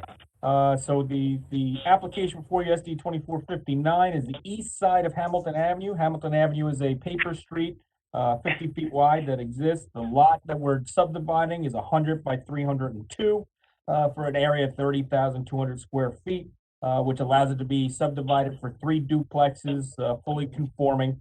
The proposed street was approved. The construction of the street was approved by engineering. All lots will have frontage on this new street. Sewer exists, water will be installed. The surrounding uses are all duplexes fronting on Vine Street to the east. There's existing single-family residential surrounding the property. Again, the lots are fully conforming in size, between 10,050 and 10,100 square feet. The only minor exception is that rear yard setback. If Ali can zoom in there, I'll clarify. So by definition, obviously, the board's aware there was an amendment to the UDO indicating that the definition of a deck, or that decks are considered part of a rear yard setback, and by definition, a deck is anything that's made of wood and supported by posts. In reality, it's a landing outside the rear door that allows steps to go down to a raised patio. Patios are permitted in a rear yard. So the relief is purely for these small landings to allow access to get down to the patio. So by definition, the definition of deck would consider this as a quote unquote deck, but in reality, it's not utilized as a deck. It's not large enough to be a deck. It's only 4x6. It's just to provide an access and stairs down to the at-grade patio. That is the only relief requested as a result of the application. The grading as shown conforms with the area. All the lots will drain out to the new street, Hamilton Ave or Oak Street. Lighting will be installed as part of the street construction, landscaping. Sidewalks you're putting in? We're putting sidewalks everywhere.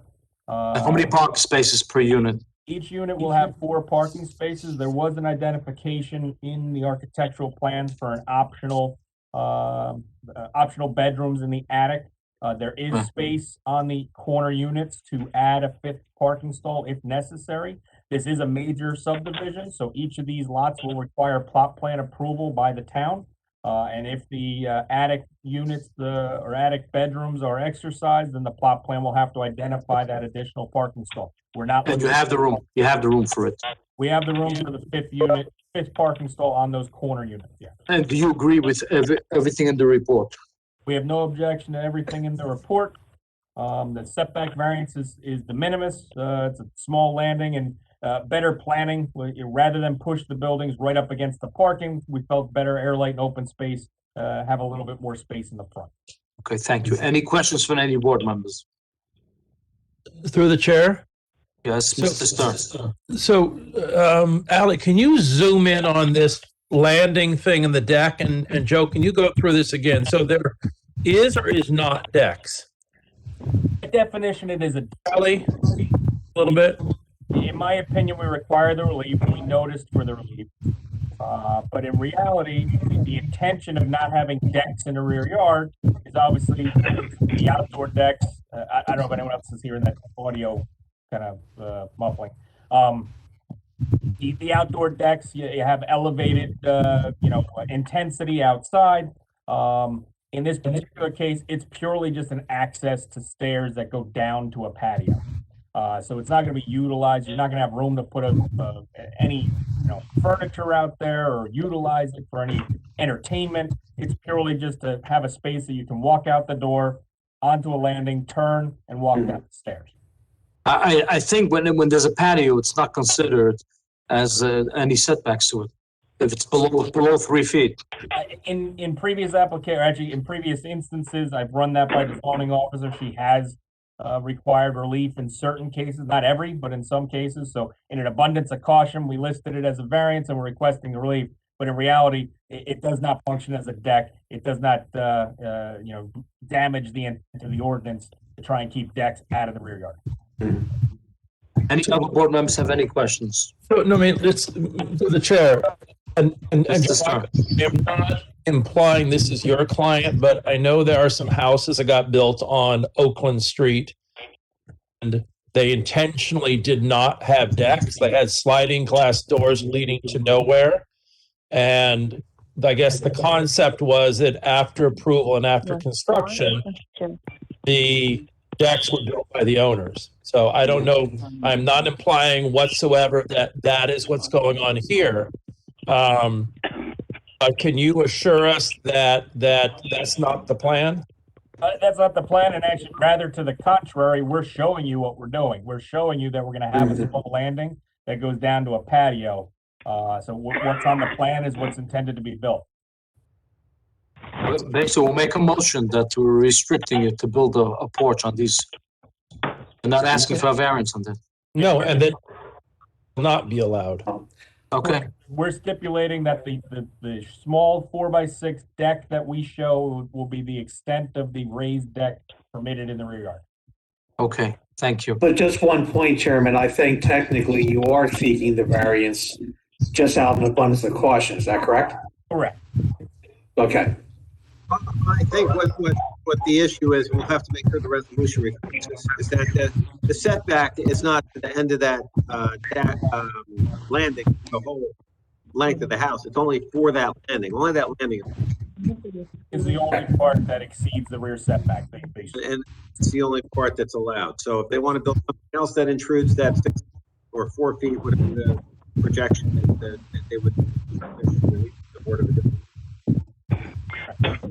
Any other board members have any questions? Yeah, what's going on with the fifth parking spot? What's the fifth parking spot? If they're gonna be. They have another room in the attic. There was an optional bedroom in the attic that's not necessarily going to be exercised in any of the units. It was only in the corner units. But if there is an extra bedroom in the attic in those units, then there'll be an additional parking. The parking is in the front. Anyway, we can get a separate walkway from the street to the basement, not including the 9x18 4 parking spots. Well, we have a separate walkway to the side from the main walkway in front. The applicant has reviewed that and likes this layout the way it is. The interior units don't have the separate access. The corner lots do. Meaning, if you have 4 cars parked over there, then you have no way to walk from the house till the street. Can we add on the side another 3-foot sidewalk? We could do a 3-foot walk across the face of those parking stalls. It'll increase the impervious coverage, but we certainly could. Yeah, I think that would be nice. And window well covers. Can we please add the applicant to put window well covers on all of these duplexes? Okay. Any other members have any questions? How high up is that deck that they're putting in the back, that platform? How high up is it? We're at different elevations, generally speaking, about 4 feet. Is there room for storage underneath that? There'll be about 3 feet of space, not enough to put garbage cans or anything. About 3 feet tall underneath there. And you're putting fencing next to that, like a railing or something, to go up and down to hold on to? Well, there'll be fencing on the landing. Yeah, that a railing will be required by building code. Okay, thank Whatever you. it will be up. Okay. Okay, any other board members have any questions? See, now we're open to the public. Ali, is there anybody from the public on this application? No, I didn't receive anything. Okay, so we'll close it to the public, and I would ask for a motion on this application. I'm saying we'll make a motion to approve it as presented, require the applicant to put window well covers and provide a safe walkway from the building, not including the 4 9x18 parking spots. Okay, do we have a second? Second. Okay, Mr. Garfield seconds, roll call. Yes. Mr. Garfield. Yes. Thank you. Mr. Stern. Yes. Mr. Sable. Mr. Sable. Yes. Mr. Flansdown. Yes. Mr. Herzl. Yes. Mr. Renner. Yes. I'm going to skip Mr. Isaacson since he missed the beginning. Mr. Raitzik. Yes. Thank you. Okay. Motion approved. Good luck. Let's go on to let's see, next application. Next application is SD 2469, made by the same applicant. 2460, Ali. I'm sorry, thank you. 2460, made by the same applicant. It's a major subdivision to create 6 lots from 2 on Oak and Hamilton.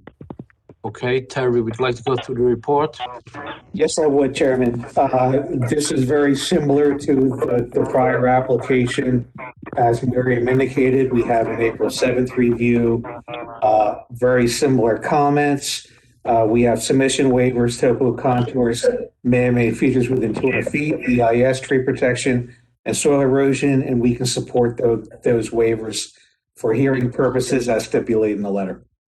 Have a motion to go along with engineer's recommendations to grant the waivers? Absolutely. So moved, Justin. Justin moved.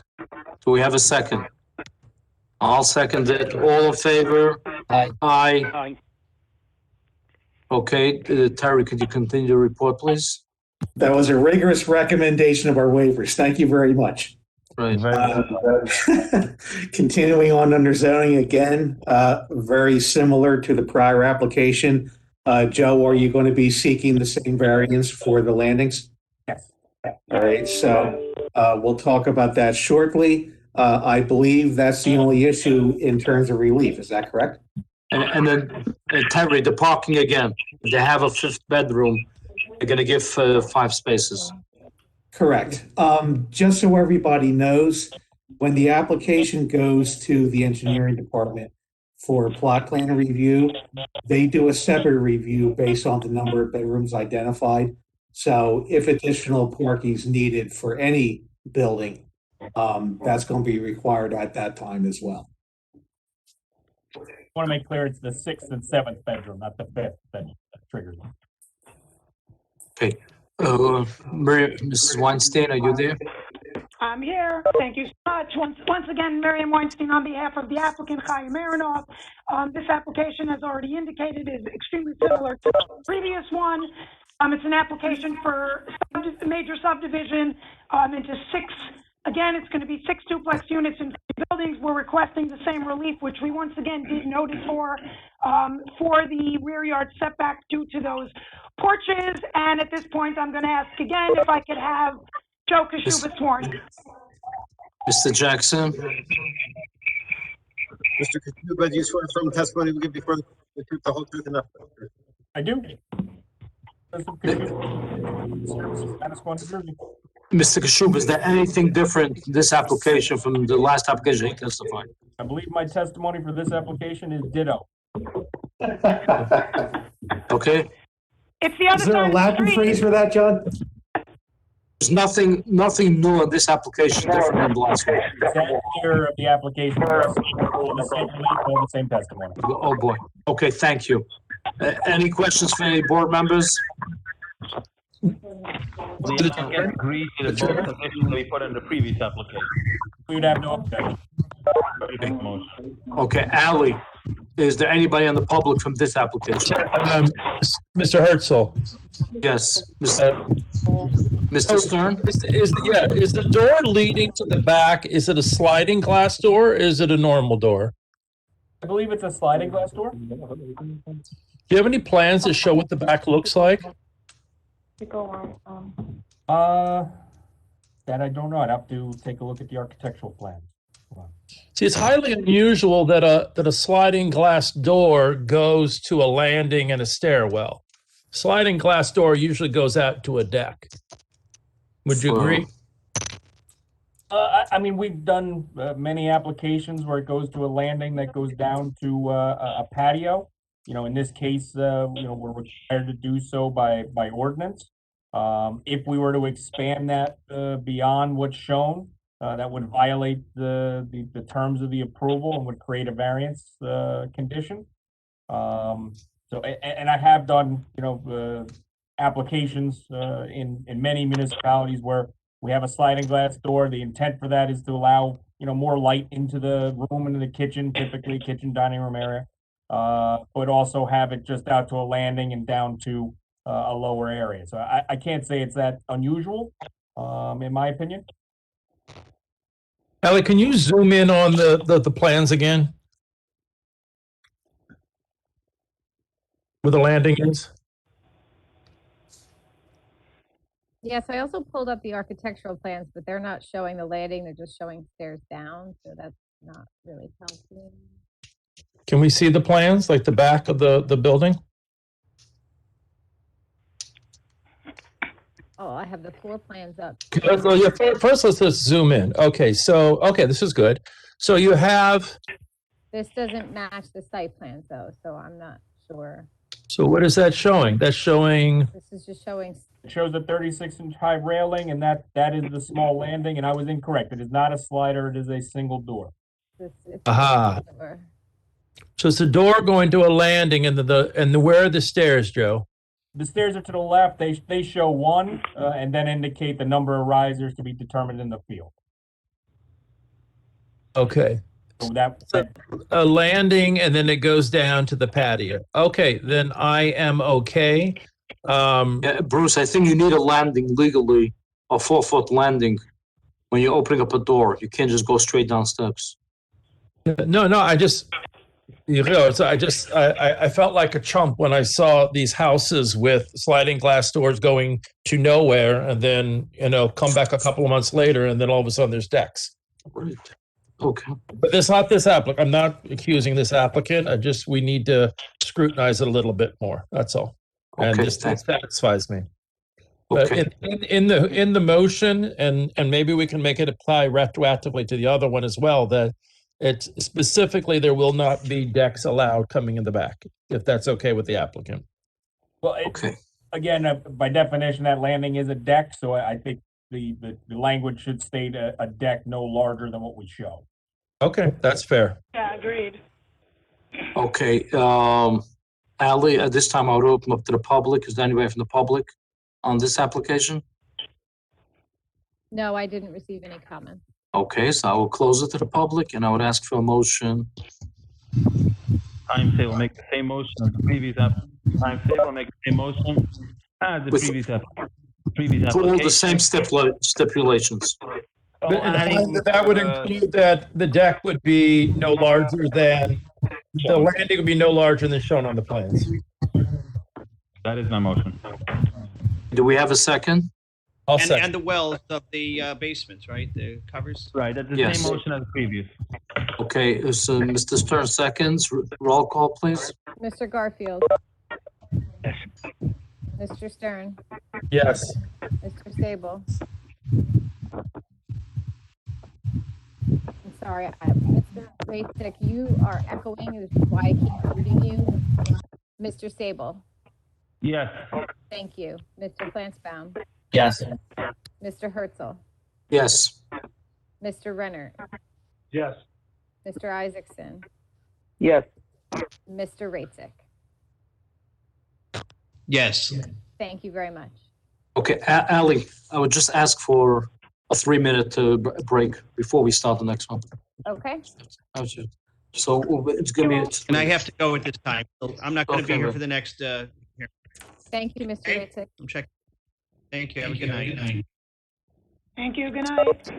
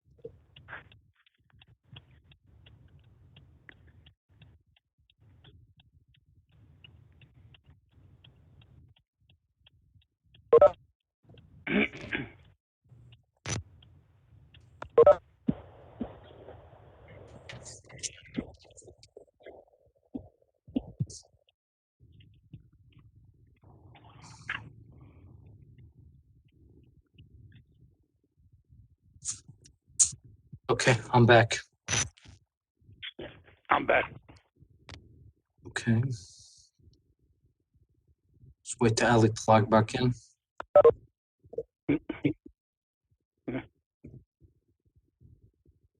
Okay.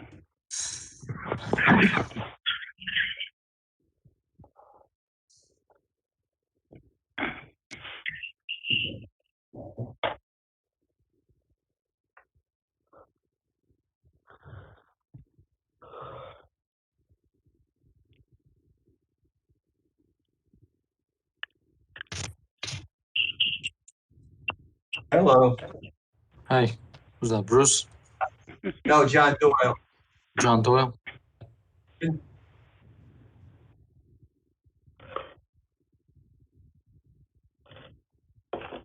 I'm not anywhere near as handsome as John Doyle.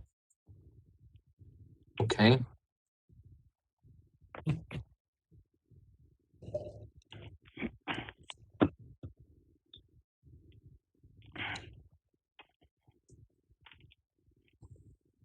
Hello.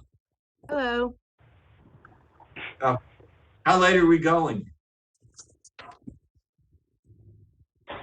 I don't know. Let's see. Right now till 9. Let's see. See how it goes. Let's see. We have members. I could stay a little later.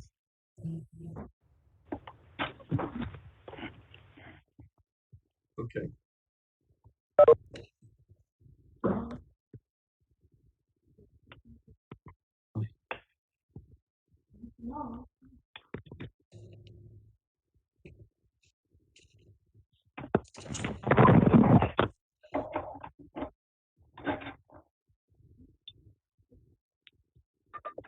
Mr. Stern, are you back? I never left. And I'm here if you want to count me. Yeah, I don't see you, Mr. Stern. You shut your camera. Well, I'm eating my dinner if that's okay with you. Yes, it is. Okay. I will call the meeting back to order. And just to confirm that we have a quorum. Mr. Rennet, you're here. Mr. Stern's here. I'm here. Mr. Garfield, are you here? Yes, I'm here. Okay. Mr. Isaacson, are you back? I never left, as Bruce said. Okay. Mr. Flansbaum, And Mr. Flansbaum. did he leave for the night? Or just the last two applications? Oh, no. Ali, we have a quorum without him, right? Okay. Yes, we do. Okay, I just want to confirm it. Okay, so we're calling the meeting back to order. Ali, you want to announce the next application, please? Yes, this is application SD 2457 for Benjamin Barr. It's a minor subdivision to adjust lot lines on Sunset Road. I'm going to pull up the plans for you. Okay, before the plans, if you have Terry's report. Yeah. Okay, thank you, Ali. Terry, as soon as the report comes up, if you can please go through the report. Sure, Chairman. I'm going to be reading from our December 7th, 2020 review. Give me just 1 minute for Ali to bring it up.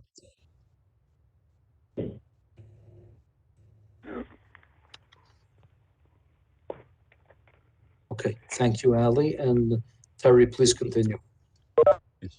To the bottom of page 2 under zoning, as indicated, single-family housing is a permitted use.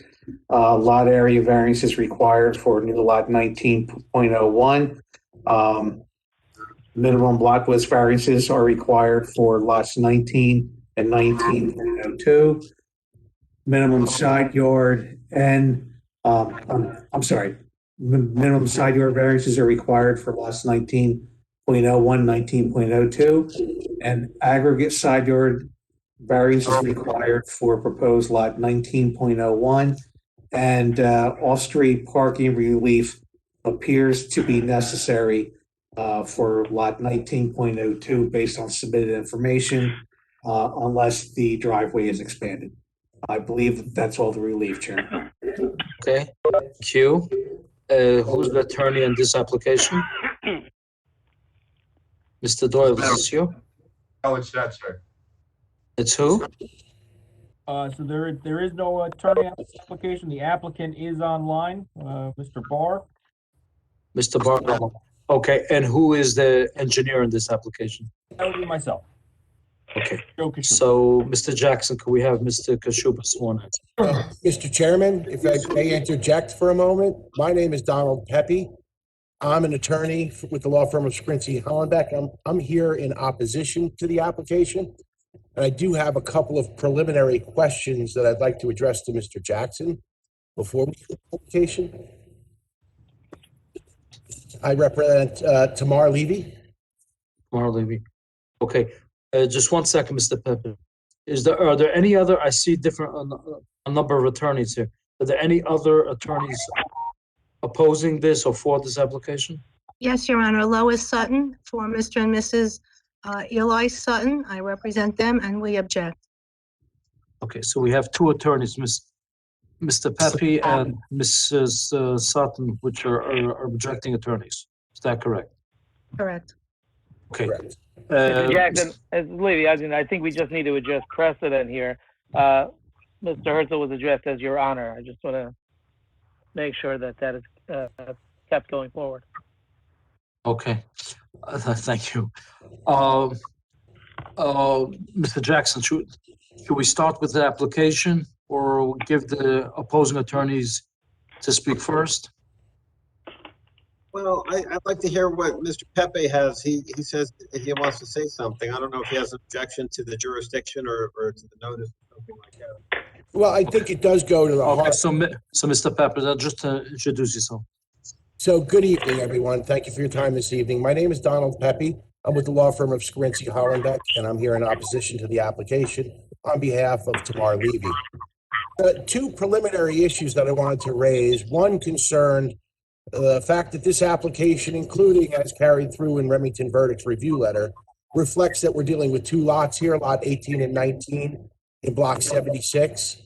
I'd ask Mr. Jackson to pontificate on why these lots are not merged, why this is being presented this way. Both lots are in single ownership.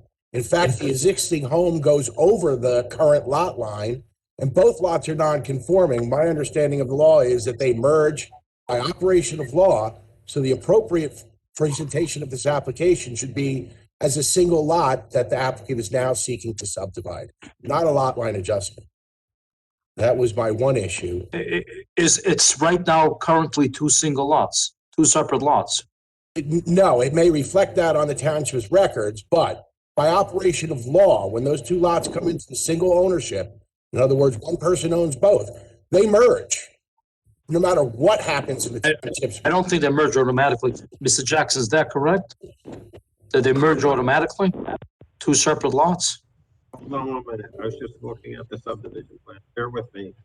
Okay, so 1 second. Thank you. Okay, you can hear me. I had my microphone on. There's a thing called a doctrine of merger. If you have two isolated- Mr. Jackson, speak into the mic. You're breaking up. Can you hear me? And now much better, yes. Okay, thank you. If there are undersized lots that are contiguous and they're in common ownership, that they were created before the, I forget whether it's the municipal planning law or the municipal land use law. In other words, before modern zone, they can be deemed to have merged together, but they have to be undersized and they have to be under exact common ownership. And I don't know what the title history of this is. I don't know when the two lots were formed. I don't know if they're undersized, et cetera. So For purposes of this I'm application, not asking for variance, Mr. Jackson. they are shown as Undersized. lots on the tax maps, and the identification that both lots are undersized. One of the lots is 100 by 150, so I don't believe that lot is undersized. So there's one undersized and one conforming lot size there. Okay. Also significantly, the existing building well, hold on 1 second. straddles the lot line, which is another item in case law that is dictated that the lots have to merge by operation of law. So they're seeking to subdivide them now. They're seeking to move a lot line. Well, that's a subdivision.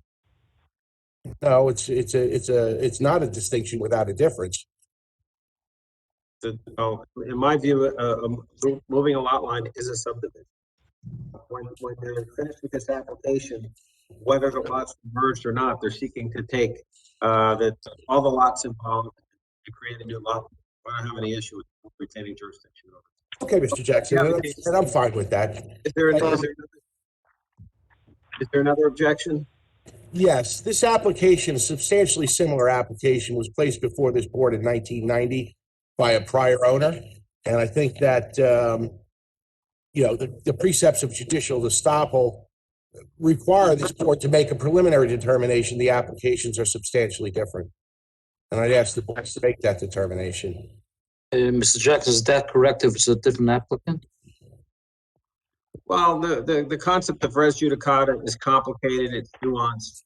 It essentially gives the board the authority to decline to hear a second similar application. 1990 is a long time ago. I think Lakewood in 2021 does not bear a lot of resemblance to Lakewood in 1990. So I would say that the conditions character of the community has changed over the last 30 years pretty substantially in the zoning. It has since I've been involved in this board. So we'll let the applicant go forward, and if the objector, I agree. they can they can present their proof during their case, and the board can make the call on it. Okay, thank you, Mr. Pepe. And thank you. Mr. Sutton, do you have any comments to make before we start? I'd like to hear Mr. Barr and his professional's testimony first, and I reserve. Okay, thank you. So, Mr. Kashuba, were you sworn in on this already? No. Yes, I was sworn. The applicant is here. He can certainly introduce himself and identify the application. Make sure the record is clear. Mr. Barr, are you there? Mr. Herzl, the commissioners have raised some substantial issues. We have a mile long of public participants in this. Mr. Kashuba, I think you're a little outgunned. You have two attorneys. You're not an engineer. I would urge your client. I am an engineer. I'm not an attorney. Did I say it the wrong way? That was a Freudian slip, and I apologize. I meant you no disrespect. It's not a disrespect to be an attorney. Come on. You are. It is. It's an honor. An engineer. Okay. All kidding aside, I think that the issue of res judicata is significant. I think also whether I want to sort out whether the lots emerged. I would like counsel to submit a memorandum on that, Mr. Pepe, and also submit a memorandum on the issue of res judicata. He would have to provide us with the former resolution on the plan. I'd also like to know what the zoning was 1990, whether the lot sizes or the density or anything has changed since then. I suspect it probably has. Mr. Significant. And Mr. Herzl, Mr. Jackson, just come closer to the mic. Can we recommend to the applicant to retain an attorney? Yes, and I think this should be adjourned in any event so that we can look at the issues that have been raised tonight. Because otherwise, this is going to be complete done. Speak. Client is obviously here. We've had discussions along these lines. Obviously, this is not a new issue. Knowing that Mr. Kashuba. So I would. You have two opposing attorneys. I do think that in the best interest for your applicant to retain an attorney to see. I not that I disagree with you. I want to hear him. My client hasn't had a chance to even speak. I would like him to at least acknowledge. Where's your client? He has to be affirmed in. Mr. Barr, are you there? It's Mrs. Barr. Okay, we can't hear you. Are you muted? Yeah, it looks like she's muted. I'm here. Mrs. Barr, are you the property owner of this? Are you the property owner? I am, but I'm in hospital now, so my husband is representing me.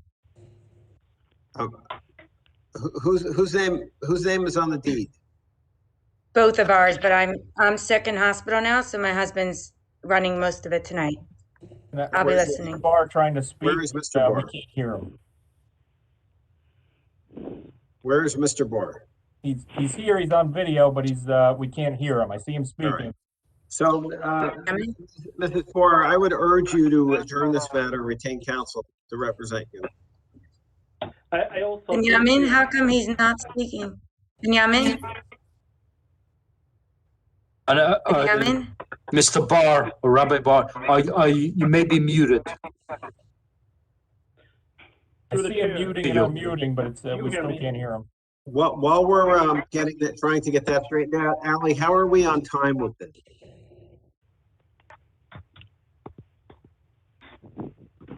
I would imagine it's some time where we probably do have to agree to an extension.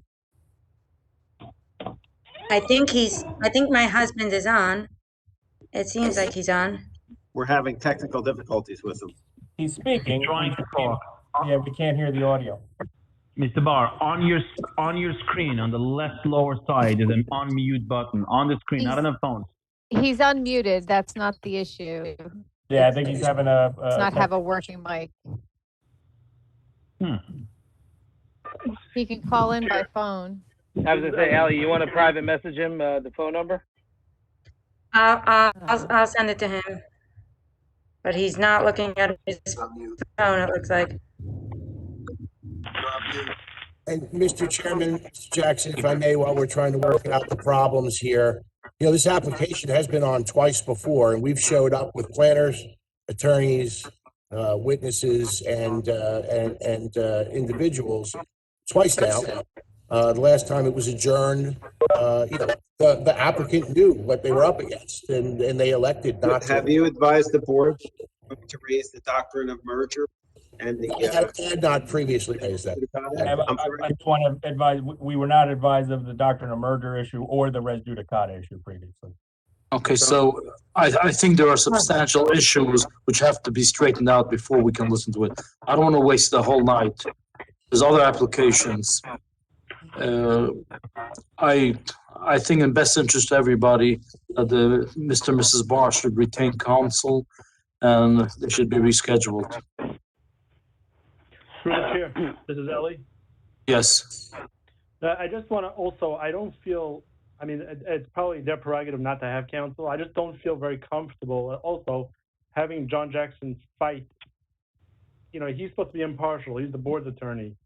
We as advice to over here, he has to basically, fight that.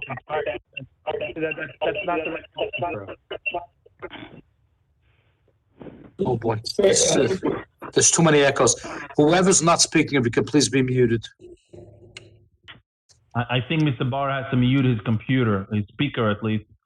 We can talk, but we can listen. Phone now. Mr. Barr? Yes. Okay, you have to be affirmed. Mr. Jackson, could you affirm Mr. Barr? Mr. Herzl, Lady Isaac said, yeah, Mr. Herzl, before you affirm him in, Ellie, can you repeat what you said? There was a terrible echo. Yes. Is there still an echo now? No, now it's better.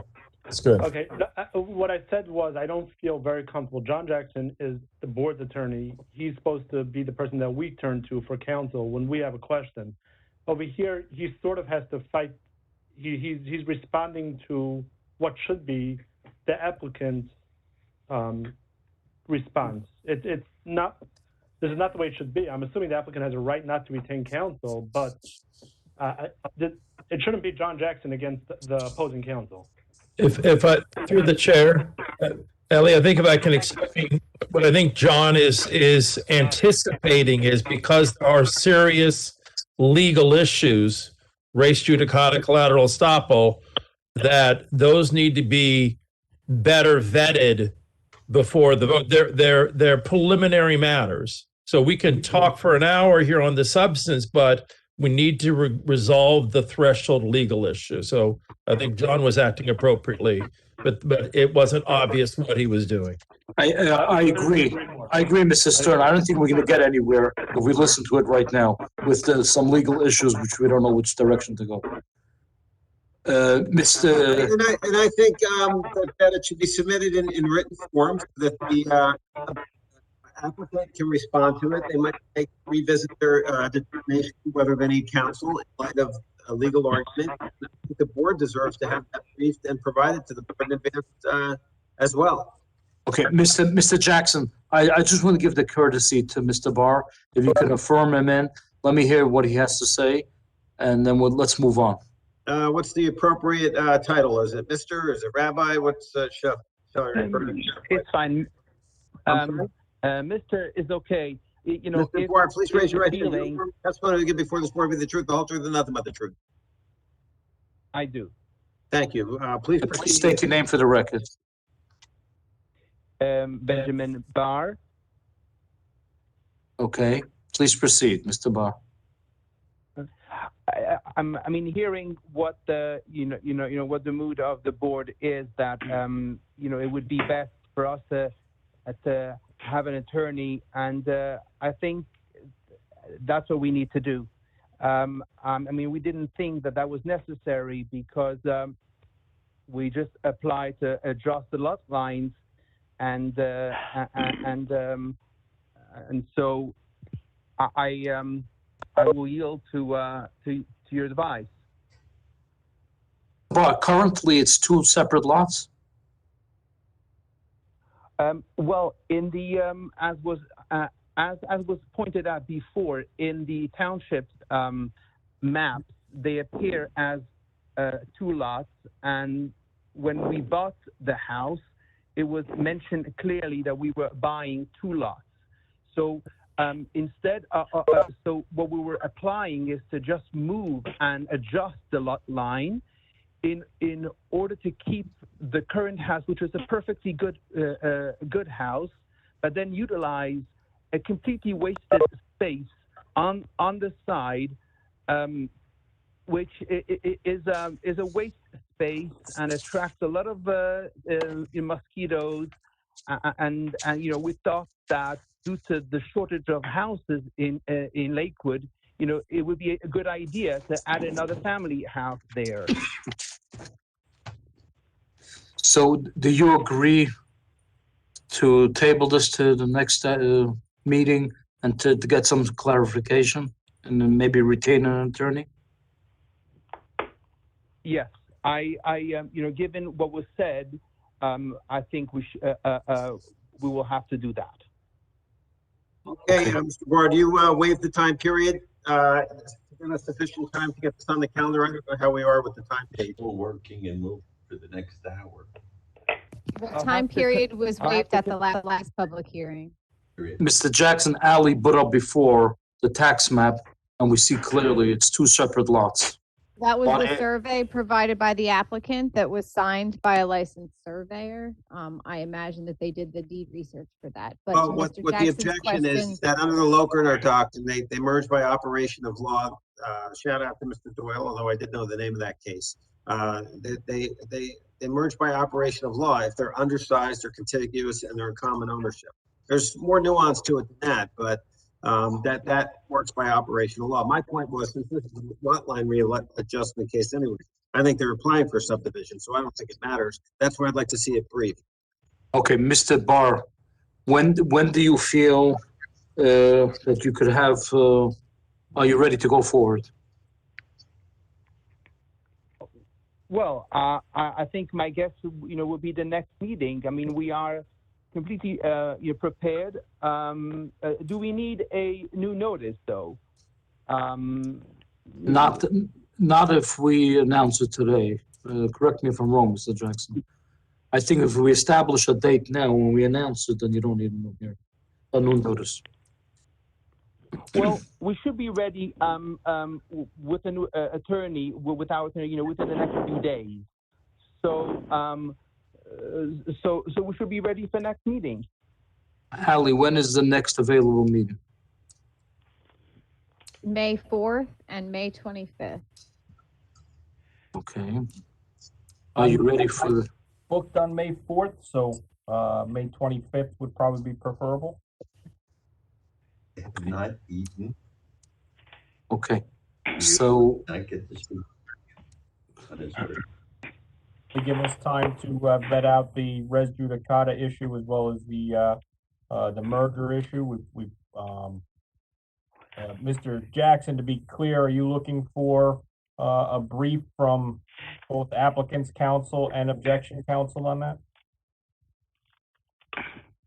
It's an objection, so I think they should lay out their objection factually and legally, why they think that the lots have merged. We'll need dates, we'll need deeds, we'll need law cited.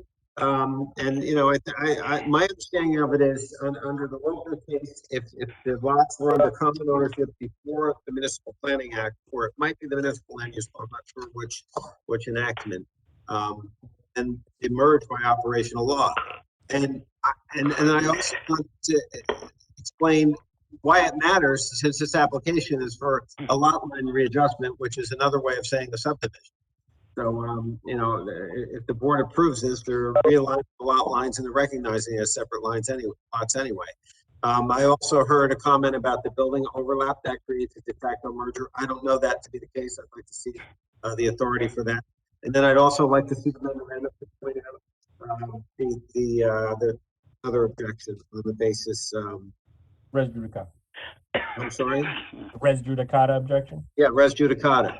So there were a lot of nuanced principles governing res judicata. Recite some now, I won't. But I'd like those factors addressed. They're laid out in Cox pretty comprehensively, and in order that the board can make determination, and so that I could make a recommendation. I'd like to see the history of the ordinances since 1991. Or it's probably apparent on the zoning table from that application. I'd like that compared to the zoning criteria, why the circumstances haven't changed. But he'll know what the legal criteria is. So if we could get that in 10 days before the hearing date, and the applicant can respond if the applicant. Okay, so Mr. Jackson, do we need a motion to move it to the 24th? Or just an announcement? 25th, May 25th. Consent. I don't, you know, you can just ask the board for consensus, or you go through a roll. Yeah, does everybody consent to advances to the 24th? May Okay. 25th, May 25th. 25th, I'm sorry. Yes. We will consent, yes, I'm okay. Yes. Okay, so Mr. Jackson, could you make the legal announcement, please? I would ask Ms. Morris, it's the 25th, I don't have the docket number. I'm just gonna, hold on a second, I do have it. And Mr. Chairman, just for the record, my clients don't consent, because again, this is the third time, the fourth time this applicant's been Right, we heard you the first time, we're moving on. Members of the public, be advised that the application SD 2457 of Benjamin Barr has been adjourned to be heard on, what's the date, Ally? The 25th of May. May 2021, 6 o'clock in the virtual format, as has been indicated herein. All interested persons can appear at that time and participate, make their objections, and or present witnesses, cross-examine, etc., as allowed by law. Thank you. Thank you. Okay. Have a nice evening. Okay, let's move on to number 5.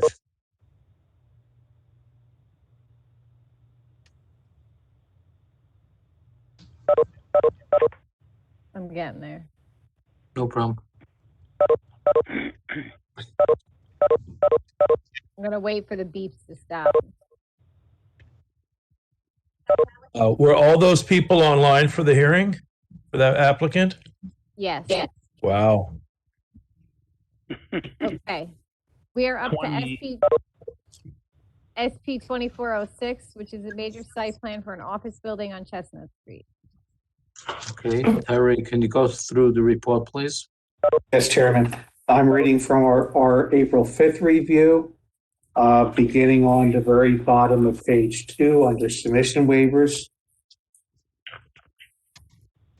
You have several identified topo contours, man-made features within 200 feet, plans and profile, shade trees in the EIS. We can waive these features for hearing purposes for reasons identified in the review. Okay. We have a motion to go along with the engineer's recommendations to grant the waivers.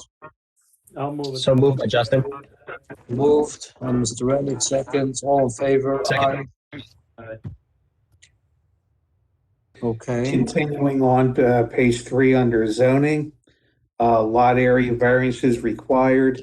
It's a pre-existing condition due to The property size, 0.29 acres versus the 1 acre minimum.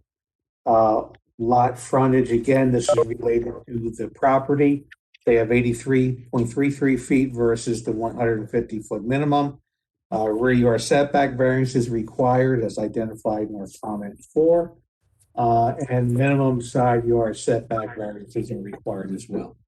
Under design waivers, buffer relief is necessary, as well as a design waiver for trash recycling enclosure with fencing instead of walls as identified in subsection 18809E of the UDO.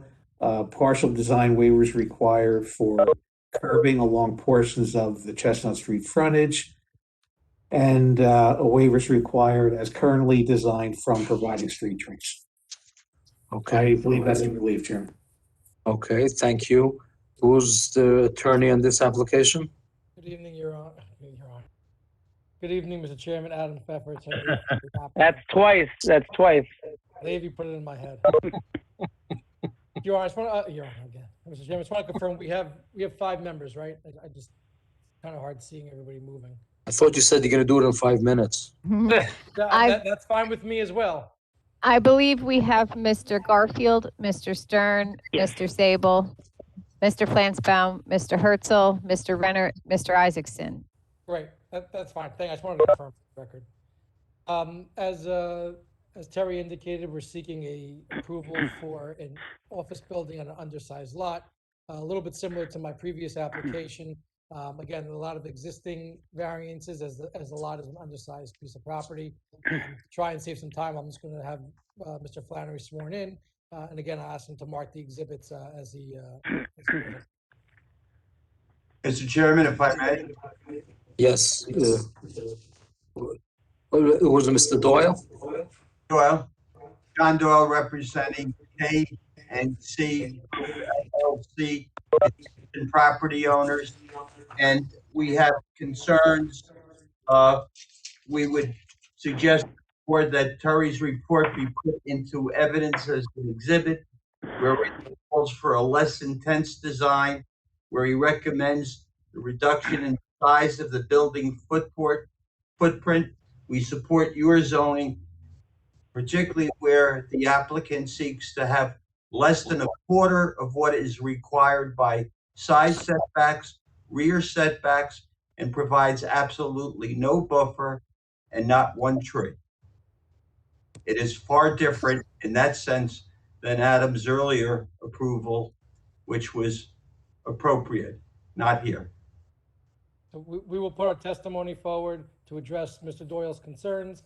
We have no objection to Terry's review letter being marked into exhibit. It would be part of the exhibit, I think, either way, but we're fine with that. If we can at this time have Mr. Flannery sworn in.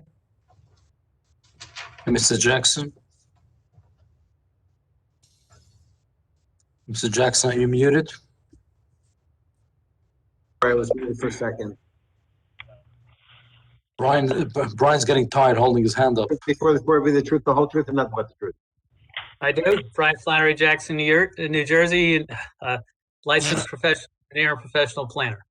Brian, you're up against the clock. I understand, and if the prior applicant had taken up so much time, we could have gotten them all done easily. Do you feel comfortable getting through this? I feel optimistic. So this application, we have Exhibit A1 is the tax map, which shows this existing undersized lot. The lots all around it are totally developed. The property is 0.29 acres. The HD7 requires a 1 acre lot, and we would like to have a 1 acre lot, but it's not available. So Mr. Doyle points out that the side setbacks are, a quarter of what the ordinance stipulates, but the lot is also a quarter of what a typical HD7 lot would be. To start off the application, I'd like to say that the applicant did meet with the residential neighbors to the rear and did read Terry's report. And based on that, we'd like to indicate at this time that we're proposing to reduce the scope of the application as indicated in Terry's report and as requested by the neighbors to fit better into the area. The specifics of it are as indicated on the map that, I have a map that I could share on my screen. It would probably be quicker if Ally.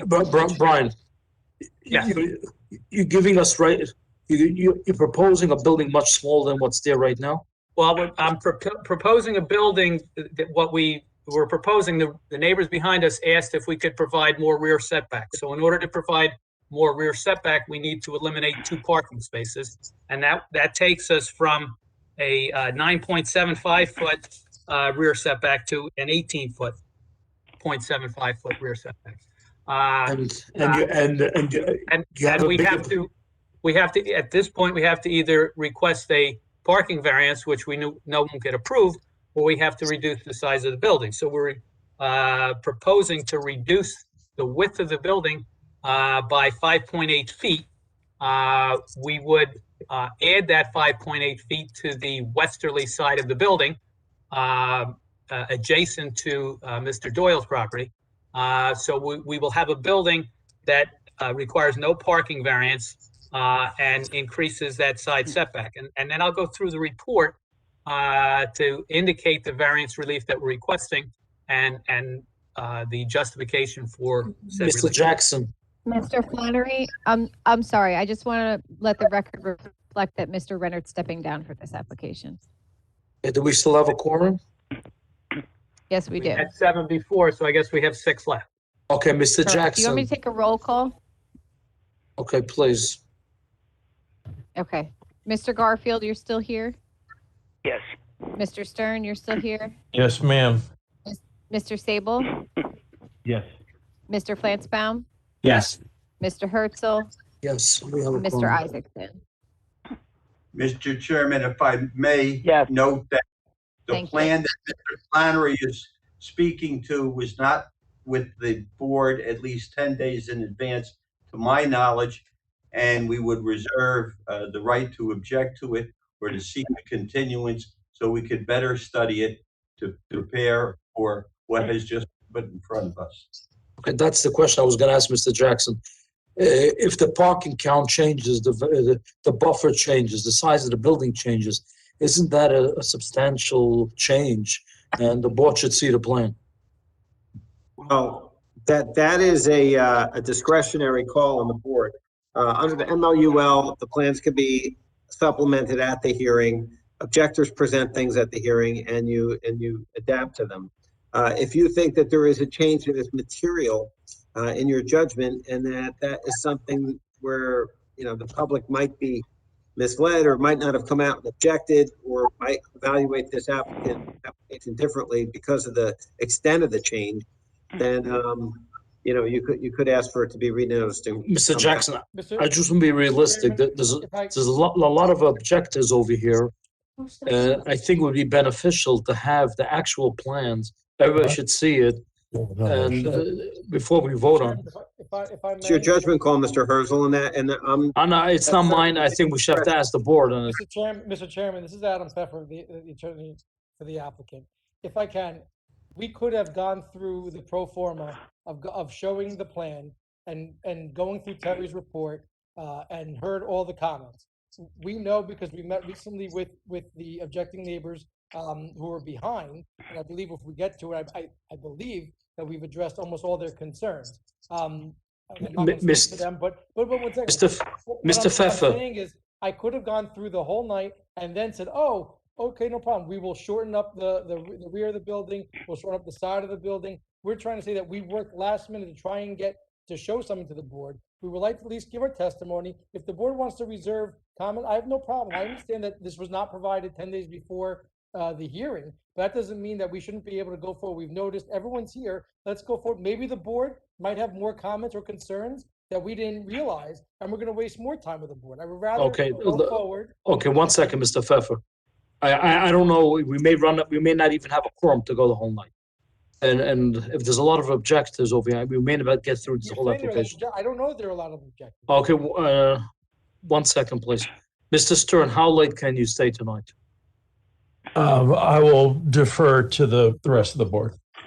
Mr. Sable. Mr. Sable? I'd like to leave at 9. Okay, Mr. Garfield? Can you stay past 9? I prefer 9. Prefer 9.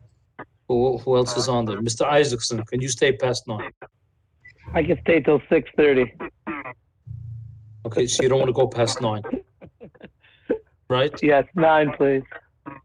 Okay. In all fairness, most of the board wants to leave 9 o'clock. I don't think we'll get through this application. And we have, Mr. Jackson, what's your opinion on it? I think we need more than 20 minutes to go through this application, especially when there's an opposing attorney, and we don't have the clear plans in front of us. Herzl, what I'm hearing is that, you're simply not comfortable with proceeding without having it have been on file, so everybody could look at it. And based on that, if that's your my person, Mr. Rennett, earlier no, he stepped down. He stepped Mr. down. I'm here, but I stepped down, yeah. Okay, Mr. Stern, what's your opinion? Should we wait till we have full plans? Well, also more importantly, I know the last one we had a lot of objectors. I see a lot of people on. Do we have a lot of people who are wanting to make public comment? I do have 17 emailed comments. About half are in favor and about half have various complaints and requests that vary. So there are a lot of different concerns to look at. We're going to want to read all 17 of those unless they're entirely duplicative. So that's They're unique. Yeah, so that's about 17 minutes right there just to have the public input. So my gut is that we need to push this off, and we're sorry that everybody got geared up and incurring extra expense, but it sounds like we got too many moving pieces. Okay, I agree with that, and I would ask you, Mr. Pfeffert, this is a complicated application. You have a opposing attorney over here. Come back with complete plans showing the least variance possible. Can we move to the May 4th meeting? That's up to Ally. That's fine with me, but are you looking for Terry to review the revised plans that? That was going to be my question. We don't have revised plans. No. Well, we can get revised plans within a couple days. Does that give Terry enough time to review? Terry is not sure at this time because lots of people are asking things of Terry. Well, if we can be put on the agenda. School season, Brian. Stop talking in the third person. That's a bad sign. Mr. Chairman, if I could just ask, we move to the May 4th meeting with the understanding we have to get the plans into the township ASAP, and if Terry doesn't have an opportunity to review it, we'll be moved to the May 20-something meeting. I'm at both. I just prefer to try. I just want to be fair to all the opposing attorney and all the people here who logged on. I don't want to have to come back the 4th and come back the 5th again. If we don't feel that we'll get to it at the 4th, then we go straight to the 25th. I just want to be fair to all parties. Mr. Doyle, does it make a difference to you the 5th or the 4th or the 25th? Are you available both? I'm available both. It doesn't matter to me. I would think, though, that I want to have Terry have enough time to issue a complete report, as well as for us to give another shot, me with Mr. Pfeffer. Okay, so if then it's not made, I think it could be helpful. So then I would recommend the 25th. Try to have the plans. The what? I'm looking at Scott Kennel's report. I'm looking at page number 2. It says this report was done on May 2016. No, And it's September there are 19. numerous towns. We have Mr. Kennel to give testimony. We will address all of that. And there were multiple dates where traffic counts were. And Mr. Kennel can submit a letter addressing that when the revised plans are submitted, so that the board has that information. Okay. Okay, thank you. So, Mr. Jackson, can you announce it for the 25th? Right, bear with me, members. And just before you read it, Ally, when does the plans have to be in for Terry to make a review for the 25th? I can't speak for Terry. Okay, Terry, when do you need the plans in by? Can they be in 3 weeks prior? Okay. Last week. Fine. Oh, for the 25th. Yeah, May 25th. 25th. Thank you. Okay, so it's in about a week. Brian, can you have it in about a week? Yes. Yes. Well, no, 3 weeks prior to the 25th is May 4th. That's 2 weeks. Okay, Even better. okay, no problem. So, Mr. Jackson, could you make the announcement? Thank you, Mr. Chairman. Members of the public be advised, number 5 on tonight's calendar, SP 2406, River Avenue Properties LLC has been continued and will be heard on May 25th, 2021, 6 o'clock, under this virtual format. There will be no further notice is necessary with a waiver of time. Yes. I just said there'll be no further notices. Thank you. Okay, thank you. Let's go on to number 6. I'm sorry, I'm just making a note. No further No note. problem.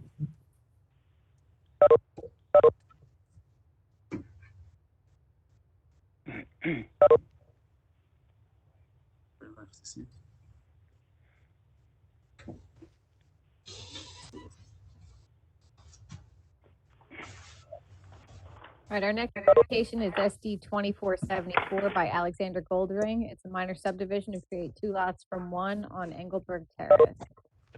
Okay, Terry, would you like to go through the report, please? Yes, if you can give me a minute, please, Chairman. Yeah. I'm getting Alan- file dyslexia here. Okay, Alan needs time to bring it up anyway. There you go. Okay, I beat you. okay. Not that it's a competition. Everything's a I was competition. joking about not being asleep earlier. I'm not I'm not joking as much now. I'm starting to wear down. Okay. It's not 11, Terry, it's I not know. 11 o'clock yet. A shade from when we come back in person, Okay. especially zoning board. Yeah, well, I wish, hopefully, in the near future.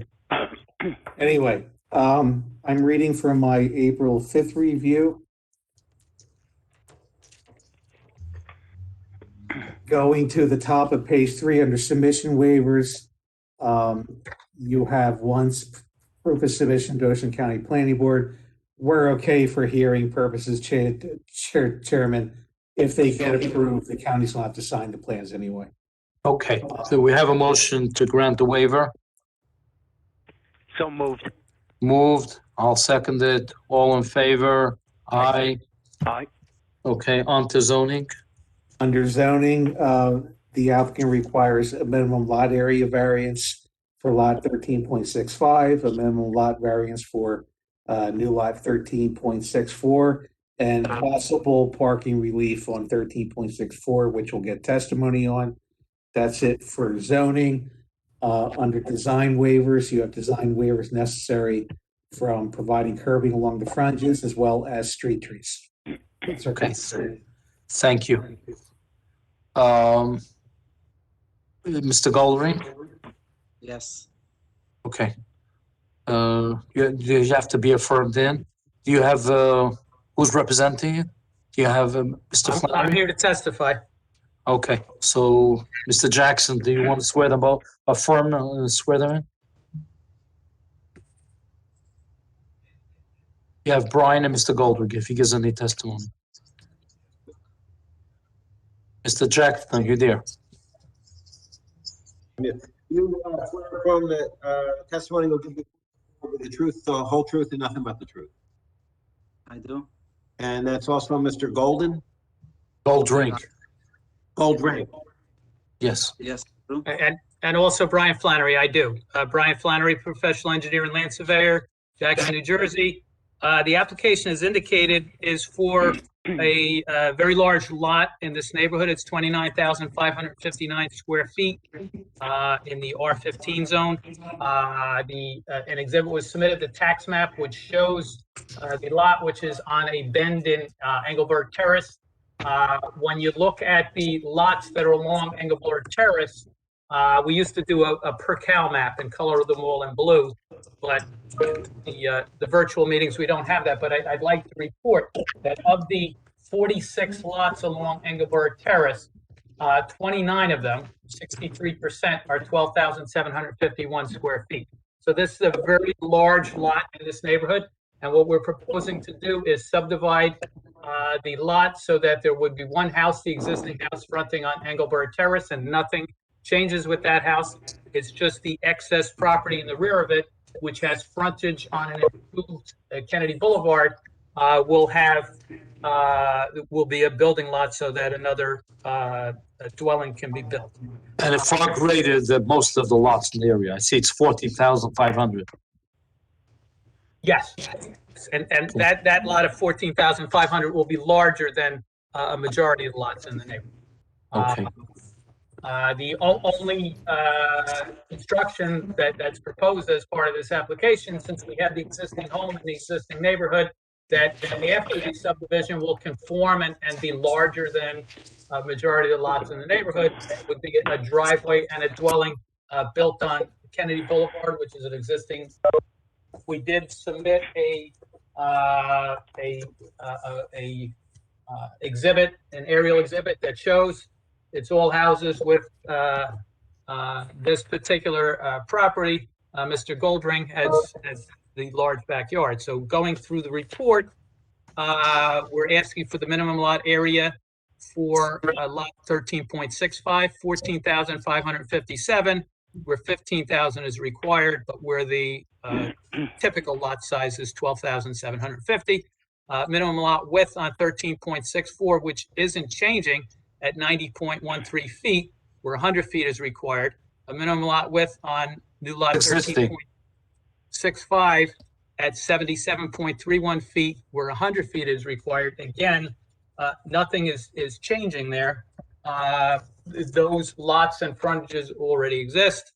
Off-street parking relief is indicated in 4 is required for the existing home. The existing home has a driveway which has for many years accommodated the existing house. Nothing's changing on the house, nothing's changing on the driveway. If someone was to come in and want a bigger house that needs more parking, they would have to comply with that requirement. So my testimony is these are typical C2 variances. The relief that's requested is de minimis. On the new lot, how many parking spaces you can have? The new lot will have at least 4 parking spaces. It has room for as many parking spaces or as needed based on the house. If a larger house is built that needs more parking, it will comply. No relief is requested for the new lot. Based on the 2017 master plan, the background information on page 2 goes on about all the development. It concludes on page 3 that therefore it's important Lakewood plan for residential development to house its growing population. This will help in that regard. The vision statement on page 7 of that same 2017 report says encourage development and redevelopment based on smart growth planning principles. It's my testimony that this does this. The municipal land use law, NJSA 40:55D2, under the purpose of the act. A is encouraging municipal action to guide the appropriate use of development of all lands in the state, which will promote public health, safety, morals, and general welfare. It's my testimony that this does this. We're requesting C2 variances with minimal relief. We need to show it relates to a specific piece of property. We have a 29,000 square foot lot in a neighborhood that's typically 12,750. The purpose of the municipal land use law, I indicated the variance can be granted without substantial detriment to the public good.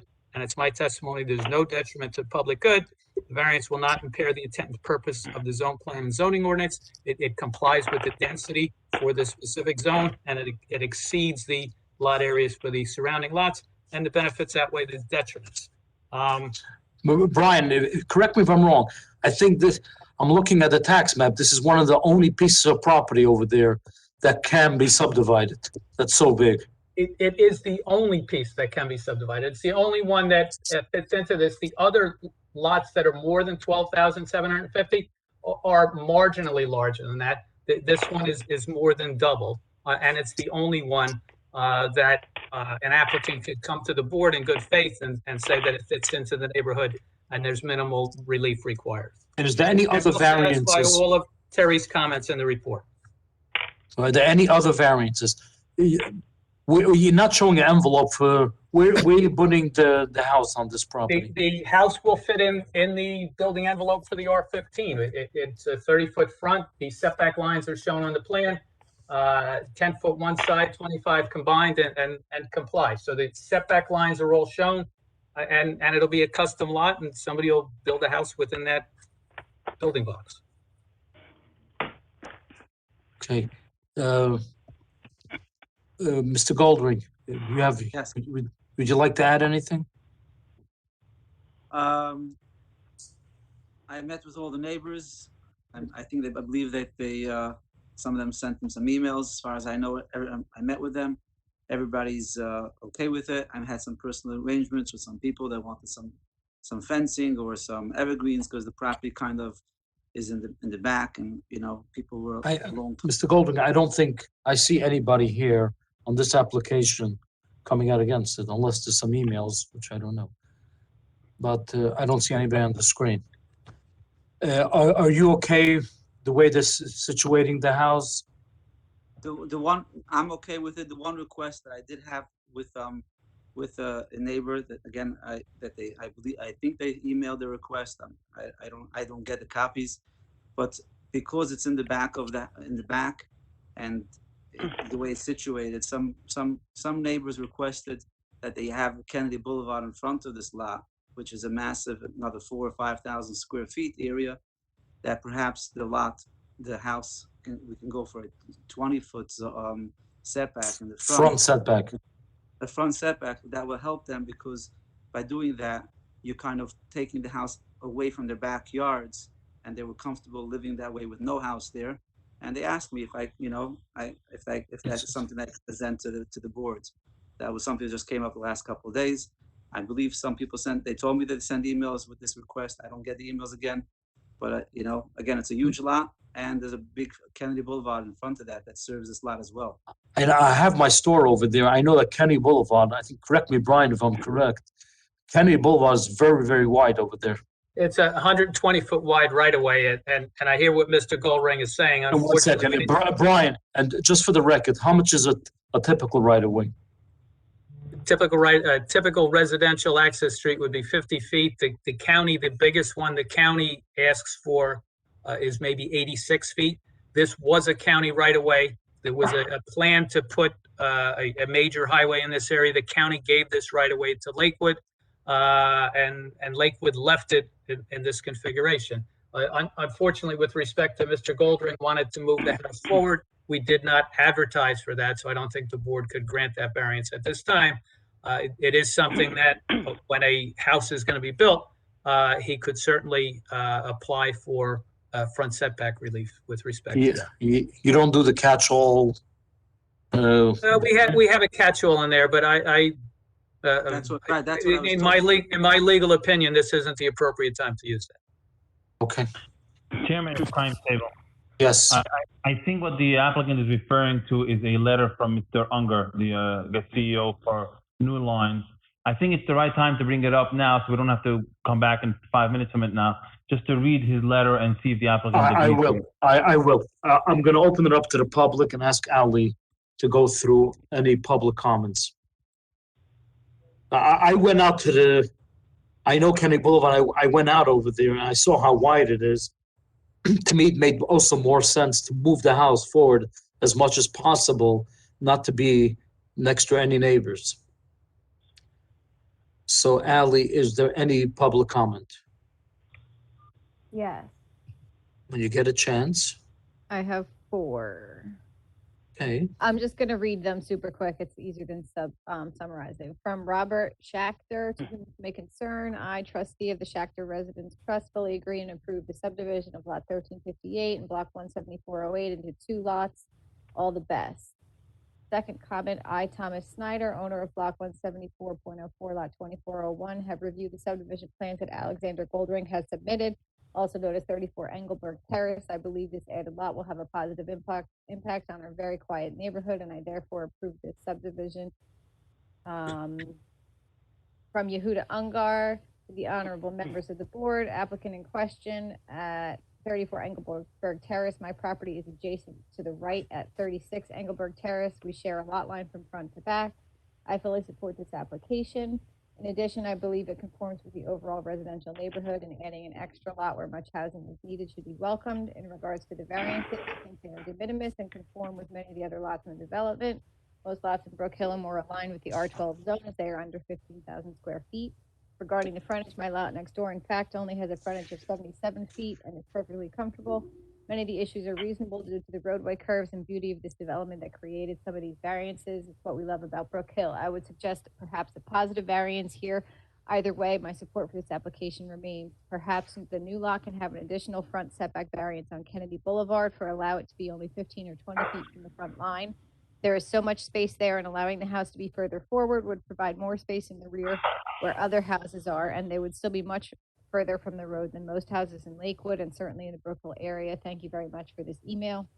Public comment 4, to whom this may concern, this communication is to express support for the above mentioned subdivision. The said property is located directly across the street from my house. Although the subject property is located in the R15, it's within the Brook Hill community where a majority of the lots are 12,750 square feet. Therefore, it's my opinion that this minor variance should definitely be granted as it's conforming with the rest of the community. Okay, thank you, Ellie. Very quick. Yeah, and Mr. Chairman, I'd like to add that if it's a neighbor requesting the building to be split up as a benefit, and the board wants to accommodate that, then I think the catch-all would cover that. Okay, I personally would like to move it up to give more privacy for any neighbors on Kennedy Boulevard or on Engelberg Terrace. If you move it forward, you have Kennedy Boulevard, it's extremely wide, like you said before. If you move it up closer, you have more privacy to the neighbors.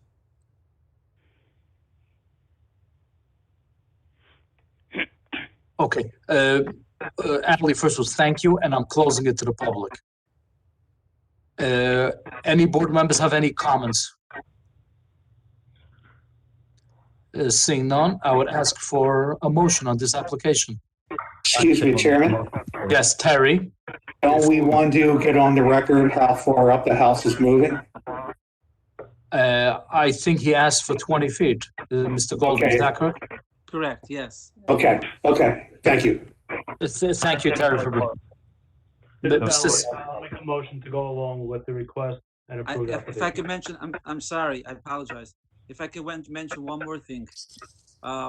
There's also, I'm showing a walkway on the property, a 4-foot walkway. And the reason why I'm showing that is because my lot is the biggest lot and connects all the developments that are behind me and stuff like that.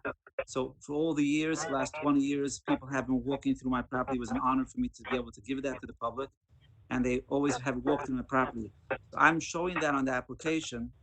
I'm trying to do it as a courtesy. I still want to work that out with my neighbors. I want to show that, but I don't want that to be a binding walkway. Okay. I think it's very nice of you to pave if people are walking it, to pave a path. It's on your property, so I don't care.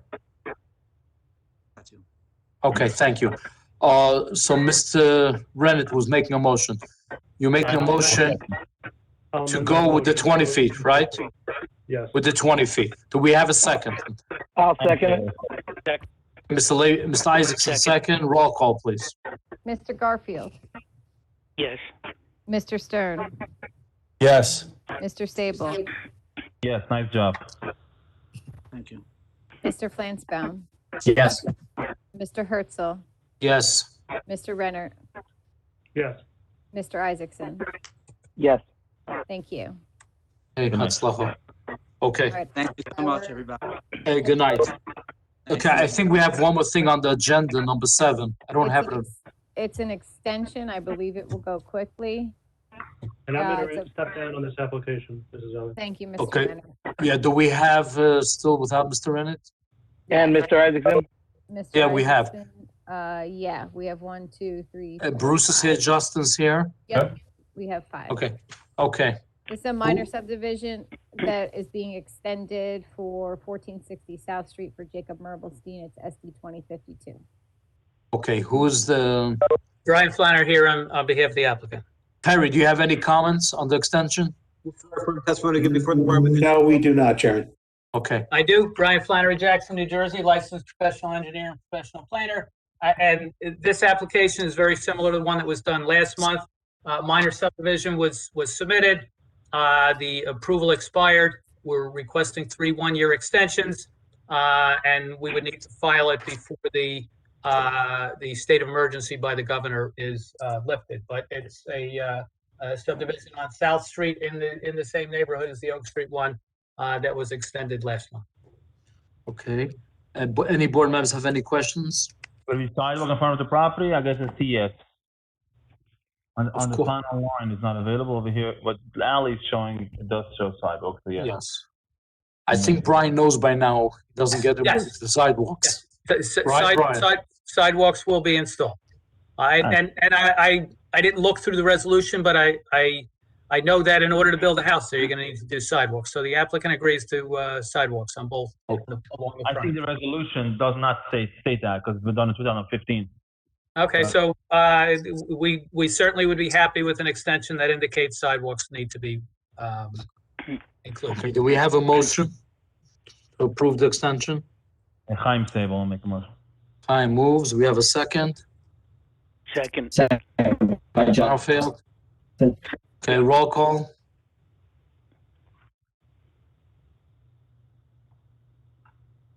Ally? Uh-oh. Mr. Garfield, Okay. Yes. Mr. Stern, Yes. Mr. Sable, Yes. Mr. Flansbaum, Yes. and Mr. Herzl. Yes. Okay, approval of minutes. Yes. Good night, thank you. Moved. We have a second. Second. Second, all in favor? Aye. Aye. Approval of bills. We have the motion. Moved. Moved, second, all in favor? Aye. Aye. Okay, everybody have a good night. I think, Good Ally, we just night. pushed the problems down the line. Thank you, everyone. Yeah, good night. We have to Good deal with night, it. everybody. Good night.